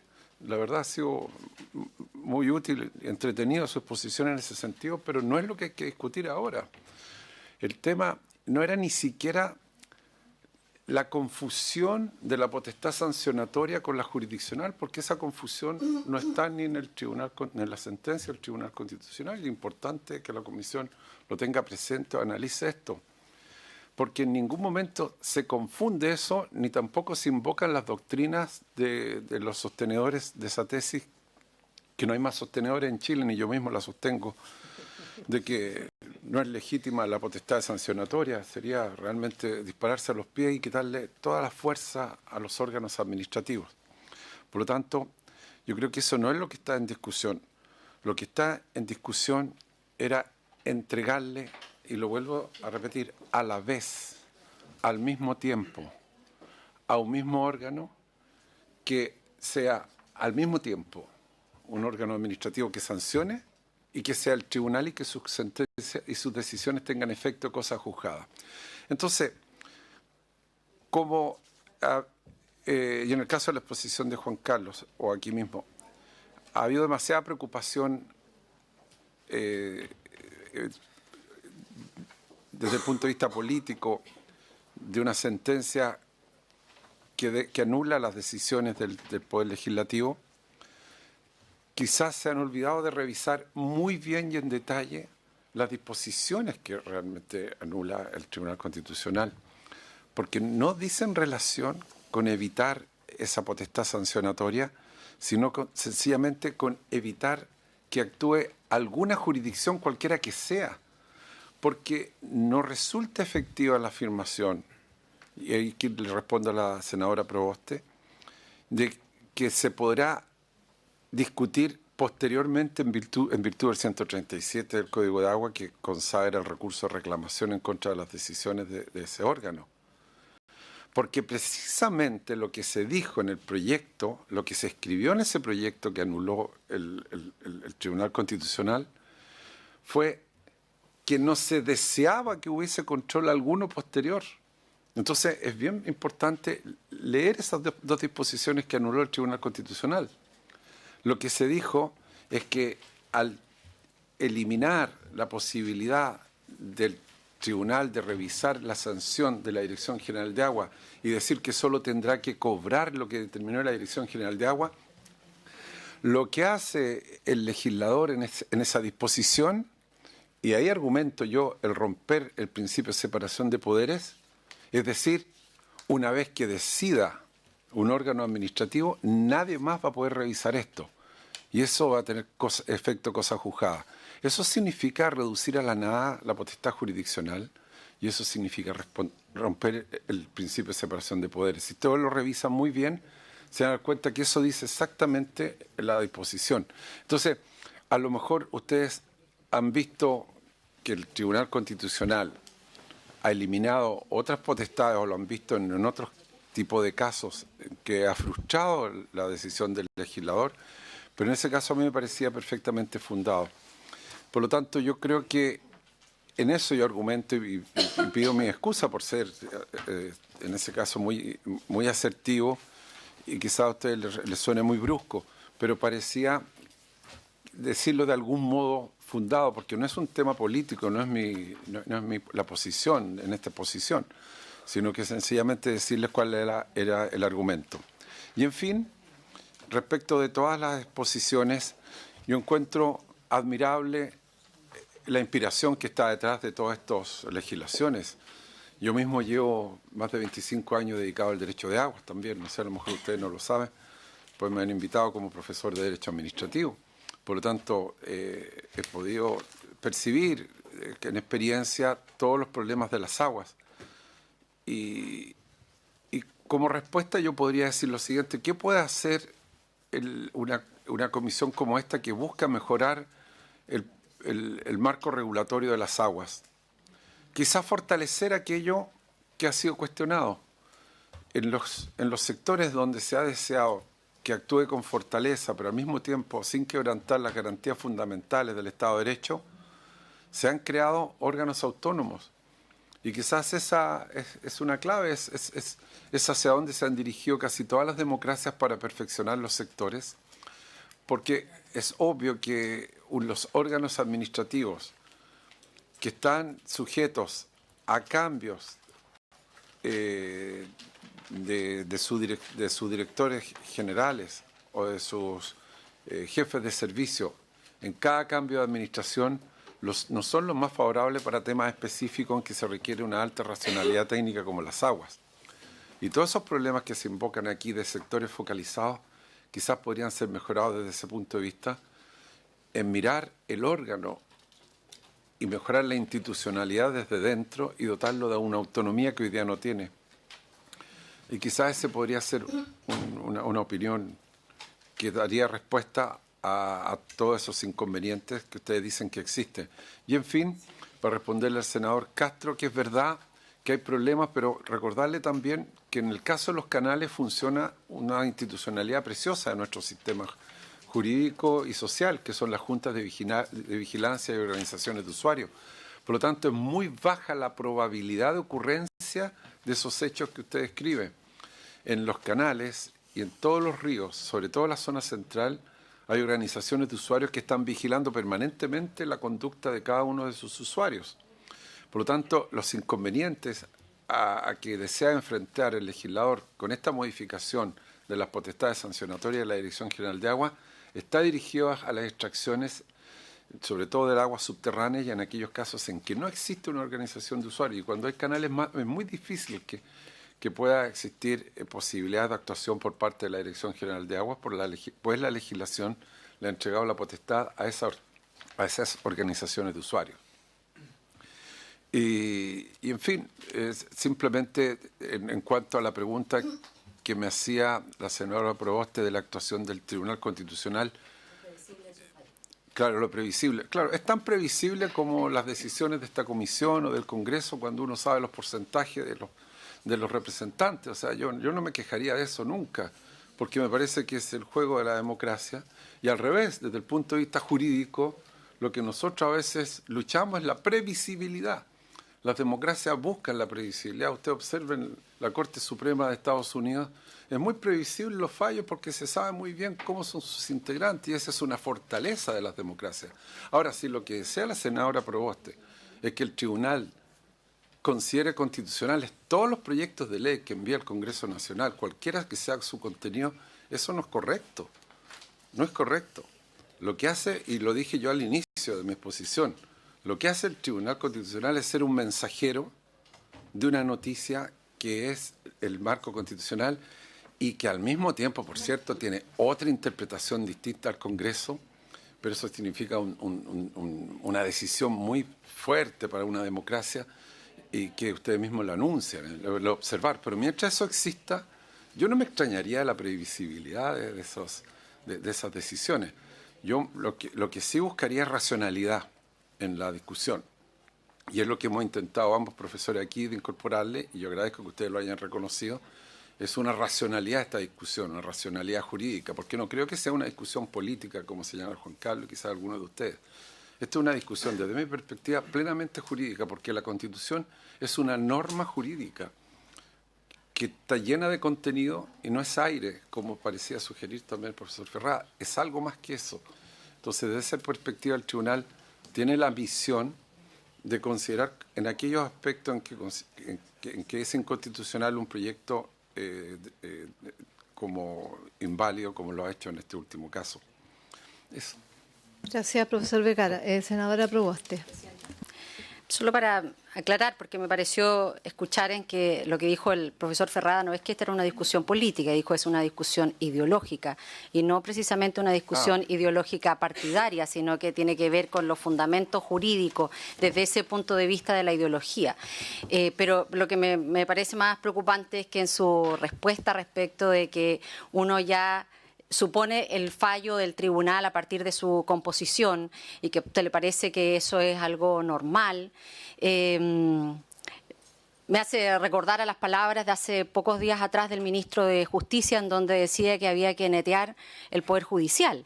Y me pareció muy acertada las declaraciones del Poder Judicial, en donde ellos señalaron que, claro, Uno entiende, la gente que está en el Poder Judicial o los que están en el Tribunal Constitucional son ciudadanos, pero sus deliberaciones y sus sentencias tienen que ver con lo que uno espera fuera su militancia, y uno espera que militen en la Constitución. Y por lo tanto, a mí me parece que realmente señalar en que esto es una virtud, lo que realmente creo yo forma parte de la principal defraudación de un tribunal, es que hoy día se impongan criterios ahí sí ideológicos partidarios, y que cuando no se logra ganar democráticamente en el Parlamento distintas posiciones, se intente ganar por secretaría en el Tribunal Constitucional. A mí me parece que eso le ha generado en el último tiempo un grave daño no solo al Tribunal Constitucional, sino también a nuestra democracia. Y no puedo estar en esto de acuerdo con usted, profesor. Gracias, senadora Proboste. Antes de dar la palabra al profesor Ferrá y concluir, porque ya estamos sobre la hora, yo quisiera, para lo fidedigno de la conversación de esta comisión, señalar que nosotros como senadoras y senadores, cuando votamos el proyecto que otorga mayores facultades fiscalizadoras sancionatorias a la DGA, que es el artículo 137 que aquí se ha mencionado, nosotros establecimos claramente que las resoluciones de término que dicte el director general de Agua en conocimiento de un recurso de reconsideración y toda otra que dicte en el ejercicio de sus funciones serán reclamables ante la Corte de Apelaciones de Santiago, mientras que las resoluciones dictadas por los directores regionales serán reclamables ante la Corte de Apelaciones del lugar en que se dictó la resolución impugnada. Incluso los parlamentarios regiones insistimos mucho en esta propuesta porque por la centralización del reclamo. O sea, aquí hay un reconocimiento total de que no se agota, ¿cierto? La potestad sancionatoria administrativa no se agota en esa instancia, sino que existe, por cierto, el reclamo ante la Corte de Apelación, ante los tribunales de justicia. Entonces, no sé, ahí para que quede claro que nosotros hicimos esta pega, lo consideramos. Además, nosotros somos una Cámara política. El Tribunal Constitucional no debería ser una Cámara política. Acá se hace la política y recibimos muchos insultos por ser políticos, pero yo reclamo con honor que somos políticos, y aquí discutimos los del sector u otro y tomamos decisiones por votación, por unanimidad, por minorías, mayoría. Y acá se hizo un trabajo bastante serio, bastante transversal, que yo creo que en el sentido de la doctrina ideologizó el Tribunal Constitucional. Entonces, estamos con un problema. Que estamos con un problema de captura de potestades que la democracia chilena no va a resistir, nuestra institucionalidad no va a resistir, porque a ver, la ciudadanía está cada vez más informada, más empoderada de lo que se logra en el Parlamento. Y hemos hecho grandes logros por minoría, por mayoría, pero ese avance, ese producto político del debate legislativo no puede ser como expropiado por otra instancia que no representa a nadie. O sea, ¿cómo es posible que nosotros tengamos que ir a darle excusas a nuestra representada por decir, mira, si nosotros nos peleamos en la Dirección General de Agua, pero hoy día fíjate que no están estas potestades, el CERNAC tampoco, en aborto en lucro tampoco, en interrupción de embarazo en 3 causales tampoco. Entonces, de verdad hay un trastoque, yo creo, muy, muy fuerte y muy, muy peligroso de las facultades de los poderes del Estado hoy día, que no va a tener mucha resistencia. Profesor Ferrá, y concluimos. Muy brevemente, por razón del tiempo, ¿no? Solo 3 cosas. Lo primero es que la confusión de potestades y lo que plantea el profesor Vergara a propósito de esta decisión administrativa que produciría en efecto una especie de cosa juzgada, desde luego no se deriva del texto de la norma. La norma no dice eso. Lo único que dice que podría mirarse de esa manera es la reforma del artículo 175, cuando agrega en la parte final, después de decir que si la ley no indicara la autoridad encargada de imponer las multas, esta será aplicada por el juez letrado del lugar en que hubiere cometido la infracción. Eso dice hoy día. Y agrega, y ahí está la reforma, con el solo mérito de la resolución administrativa, fijando el plazo para su pago. Claro. La lectura que hace el profesor Vergara es de entender que ahí lo que está diciendo es que esa es una resolución que no se puede controvertir. Pero esa no es la lectura que uno puede hacer, porque la lectura que puede hacer uno, y sin mayor esfuerzo, digamos, es decir, lo que está diciendo es que la resolución administrativa tiene mérito ejecutivo, como la tienen muchas resoluciones administrativas, no solo esta, sino muchas, la Dirección del Trabajo, la Superintendencia, muchas. Y lo que está diciendo es que eso es lo que el juez tiene como referente. Ahora, Si alguien impugna eso a través del mecanismo del reclamo ante la Corte de Apelaciones o a través del juicio sumario, bueno, está en su derecho. Y eso, evidentemente, que eso no significa que no se pueda impugnar. O sea, eso sería una barbarie, digamos. Entonces, lo primero. Lo segundo, yo creo que la Constitución, por eso debe decir el profesor Vergara, la Constitución juega yo creo que un papel fundamental. La Constitución pone límites, efectivamente, al poder político. ¿Ya? La Constitución como norma, que es básicamente esa es la doctrina, es una doctrina que viene de los años 50 en Alemania, que después llegó a los años 70 en España y luego llegó a Chile. Y evidentemente significa que hasta el legislador tiene límites. Pero hay que tener cuidado con esos límites, porque los límites constituyen límites a la democracia. Y por lo tanto la interpretación tiene que ser restrictiva, porque ustedes son los responsables de la voluntad popular. Y por lo tanto, como ustedes son los responsables de la voluntad popular, tienen un gran poder, ¿ya? Y ese poder solamente decae cuando efectivamente se decide algo contrario a la Constitución, pero donde la Constitución es evidente la contrariedad. Aquí no es evidente. No es evidente la contrariedad. ¿Y cómo digo yo? Y tú te dirás, bueno, pero ¿cómo no es evidente si hay ministros que dijeron que era evidente? Sí, pero mire, qué casualidad. 6 dicen que es evidente y 4 dicen que no es evidente. Eso ya nos debería indicar de que no es tan evidente, porque si hay 4 que dijeron que no era evidente, ¿cómo era tan evidente? Y si hay 119 diputados que aprueban el proyecto, si hay 26 senadores, si pasa por la secretaría de las comisiones y dicen que no es materia orgánica constitucional, que son abogados también, o todos los abogados que hay en el Congreso son malos y deberían despedirlo a todos, no quiero despedirlo a los que están aquí presentes, pero deberían despedirlo a todos, que podría ser una posibilidad, o en realidad lo que pasa es que el Tribunal de Constitución, que también son abogados, tienen ciertas opciones. Y eso es lo que ocurre en la realidad. Si no hay que tomarse si son las posiciones que tienen cada uno las que se manifiestan en la sentencia. Y por eso yo digo que el Tribunal Constitucional tiene que ser extremadamente prudente. Y no lo está haciendo. Tiene que ser extremadamente prudente. Porque jugar con esto es jugar con fuego. Y entonces el tribunal puede ser que hoy día esté imponiendo determinados tipos de concepciones ideológicas de cómo se interpreta la Constitución. Se interpreta, porque la Constitución no dice eso, cómo se interpreta la Constitución. Pero eso es pan para hoy y hambre para mañana. Porque con las interpretaciones así de estrictas, lo que va a poner en juego es la propia existencia del Tribunal Constitucional. Yo quiero que el Tribunal Constitucional exista. Yo soy partidario del Tribunal Constitucional. Pero el Tribunal Constitucional tiene que ser cuidadoso. ¿Y cuándo no es cuidadoso? Cuando resuelve cosas por mayorías tan estrechas, imponiendo ciertas posiciones, ¿ya? O cuando lo que hace es hacer miradas sesgadas de la Constitución. Porque mire, ahí el problema es, yo quiero que se entienda bien, o el problema es el Tribunal Constitucional que interpreta, o el problema es la Constitución. Yo no quiero que el problema sea la Constitución, quiero que sea el tribunal. Pero si yo sigo defendiendo al tribunal y el tribunal va a seguir teniendo defensores, el problema se va a transformar en la Constitución. Y eso va a ser un problema institucional y el tribunal está llevando para allá la discusión. Y eso hay que tener cuidado. Los alemanes dicen una cosa que es muy interesante, con esto termino. Dicen que el Tribunal Constitucional, cuando interpreta una norma y declara la inconstitucionalidad, solo la puede declarar, dice, cuando no hay ninguna interpretación posible de la norma legal en conformidad a la Constitución. Cuando hay ninguna interpretación. Cuando hay una interpretación posible, es constitucional, dice. Hay una interpretación posible. Y eso, entonces, ¿por qué? Porque se respeta mucho la libertad de configuración del legislador, porque ahí está la democracia. Entonces hay que tener mucho cuidado con esto.